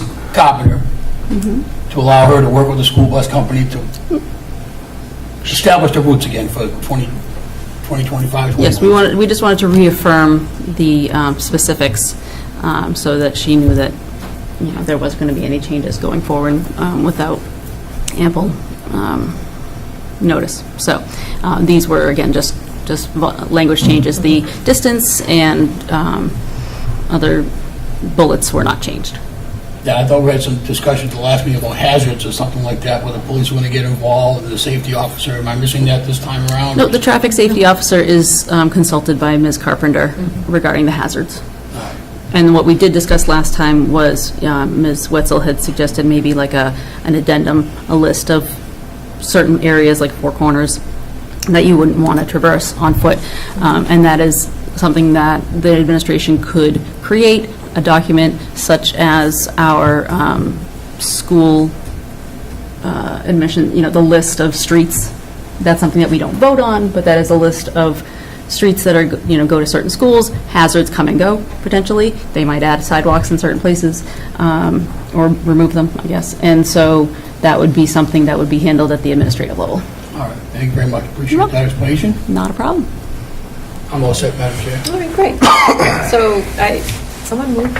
I don't remember. I'm going to make a motion that we adopt. I think we did. We did. Okay. Second. Yeah, we have a second. Yep. There. Any more discussion? Any more discussion on this motion? No. Seeing none, all in favor? Aye. Motion passes with the slight language adjustments. Yes. To EEAA. I will put those into motion and send to Ms. McLeod post haste. And then quickly, finally, so for discussion from our May meeting, I will just put forward EF, school cafeterias. I would like to remove this. It seemed, there didn't seem to be a purpose to it.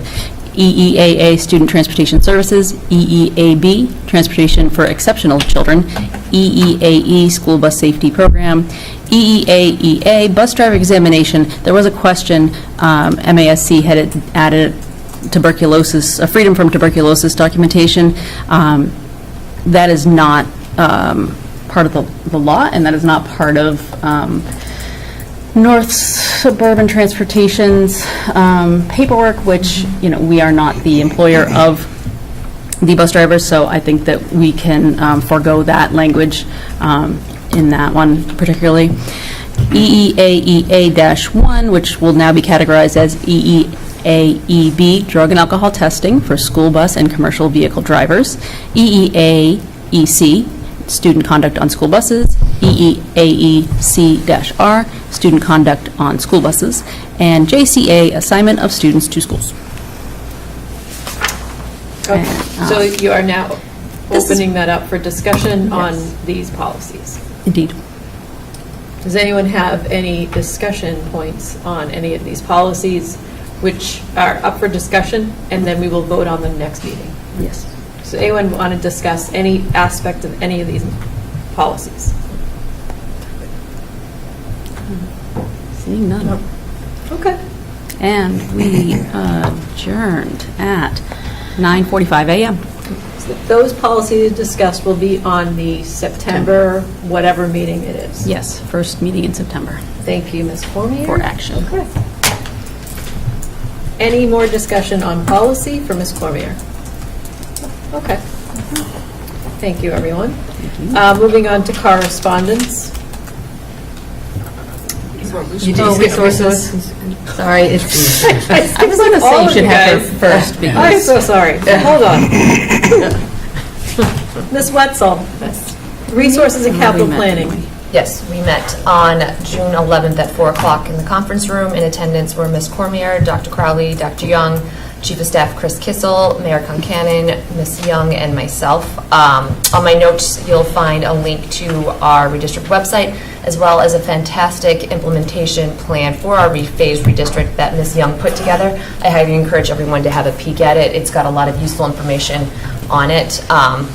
So our first topic of discussion was actually the potential of a new fire station. This was brought up by Ms. Mulrennan at our last school committee meeting. So Mayor Concanon and Chief of Staff Chris Kissel came to speak about the planning process there and where they're at in that decision making. Right now, they are looking at Gillis Field, which is the field across from the Reeves. It's Nothing's official, they're just right now investigating. They're having the engineers and other city officials look at Gillisville to see if it's even feasible for a fire station. Prior to that, they've exhausted a lot of other options to include where the fire station currently is as not viable. There is a fire station meeting on June 26th at 1 o'clock in the engineering conference room at City Hall if anyone is interested in going to learn more about what's going on with that fire station, which is Station 5. Next up on the, and nothing more to report on that, I guess, except for should they decide that Gillis Field makes sense, obviously they would come before the school committee, there'd be community discussions, things of that nature. But right now it's still investigating stages, so nothing more to report. Then we talked about the redistricting transition process and our phase redistrict, and again, that's where that wonderful document Ms. Young put together comes into play. I don't want to read the entire thing because there's so much wonderful information, but just there is a timeline on there, which I think is something really important for the community to look at. And you'll notice August through October, we'll be doing data review, like analyzing enrollment, building utilization, things like that. And this is stuff that we already do, but we're having a close eye on it with this phase redistrict plan. In November, December, administration will talk to building principals to understand where they're at inside of their buildings. We'll look at boundary adjustments, gray zones, impact on staffing, transportation. There'll also be opportunities for community feedback through surveys, so keep a lookout for those. And then January, we'll begin to finalize recommendations. We'll look at, again, grandfathering. We'll have additional Q&A, maps, etc. And we would like to have a notification to families no later than April 1st. To allow for ample time for transportation, staffing, school assignments, all of that fun stuff that goes into that. And then July, August, the following year, again, we'll continue to check logistics, have communication reminders, staff briefings, etc. And we'll, of course, we still have our redistricting email address, and we're working on ways to make sure we're capturing all of our questions and getting answers in a timely fashion to everybody. We'll have our redistricting website is still live, and our interactive maps are still live, and keep a lookout for additional ways to be involved through surveys. Our redistricting, yes, thank you. Our advisory committee will likely be meeting again in the fall, so that will be alive and hustling. So those on the committee, which I see several faces out there, appreciate all your hard work. We'll be back at it in September. Thank you. And lastly, we had a capital update. The meeting happened on June 17th at 7 p.m. So anyone that was in attendance knows our capital budget was passed, and we'll begin the execution process of that. And it was brought to my attention by several community members that they found grants and of things to help with various playgrounds, potentially the Malcolm White Playground. So we are actively investigating other revenue areas and keeping that alive as well, as we can address capital updates anytime throughout the year. And so we will continue to keep that conversation going. Our next meeting, we will determine after the school committee meeting to see what we need to do in terms of the phase redistrict process or need capital updates, and we adjourned at 5 o'clock. Thank you, Ms. Wetzel. Any questions for Do you mind resources? if I just add in two things? Of course you can. I would Yeah. love you to. So I just want to clarify, so part of the process in the fall, we talked a lot about, I apologize, my voice sounds tired. Yeah. My whole body is. Woo! All right. So one of the things that we talked about has been gray zones, and I think there's kind of two definitions of this.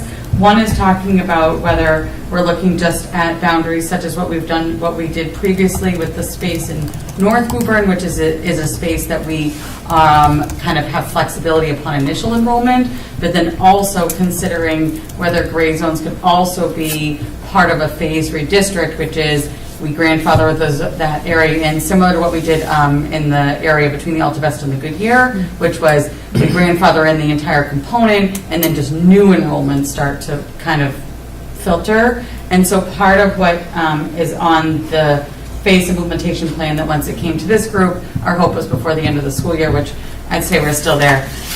This will be put out onto the website so that the timeline is out there. But one of the things for the fall is around with the advisory group is bringing this kind of definition of what we mean by gray zones and kind of what we think would be in those considerations. So I just think because that was a big part of it. In the phased implementation is all the different types of gray zones that would be considered that would be coming forward. And again, that would go through the administrative proposal, but that's also part of the work that will go in the fall when we reconvene the advisory group. And I think just one of the key pieces of it is just we're looking at, I think, what will look like a much earlier process. And so we talked a lot about, and this went through a lot of different groups in terms of when the proposals would come. I think one of the things that we've recognized over the past 2 years is that when we're trying to redistrict in the midst of the budgeting process, it makes it very difficult to be making both of those decisions. And so I think while it feels early, I think just kind of the note of the timeline is that really kind of going into January with at least a determination being made on what our plan is for the following year. Thank you, Ms. Young. That's actually excellent information. Any more questions for resources and capital planning for Ms. Wetzel or, of course, Ms. Young? Yeah, any questions? Seeing none, thank you very much for that update. Moving on to student service and achievement, Mr. Mulrennan. I have not met, Madam Chair. Thank you, Mr. Mulrennan. Correspondence, right? I didn't miss anyone. There's no one else, right? That's everyone. All right, geez. Okay. Correspondence. There was a plethora of communication, which I really appreciate Mr. Austin bringing me into the fold, because I had not put the right policies on the full agenda for May 28th, and so I think I got it right this agenda.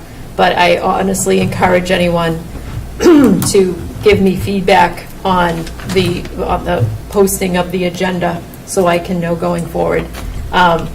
And so I appreciate Mr. Austin bringing it up at the school committee meeting, which prompted me to investigate a little further to learn that I had not put Ms. Cormier's always excellent meticulous minutes on the right slot, so that it was clearly outlined what we were going to be discussing during Ms. Cormier's reading out of the minutes. So there was some correspondence around that from Ms. Rachel Kuberry, also Brian Provencher. So I appreciate that.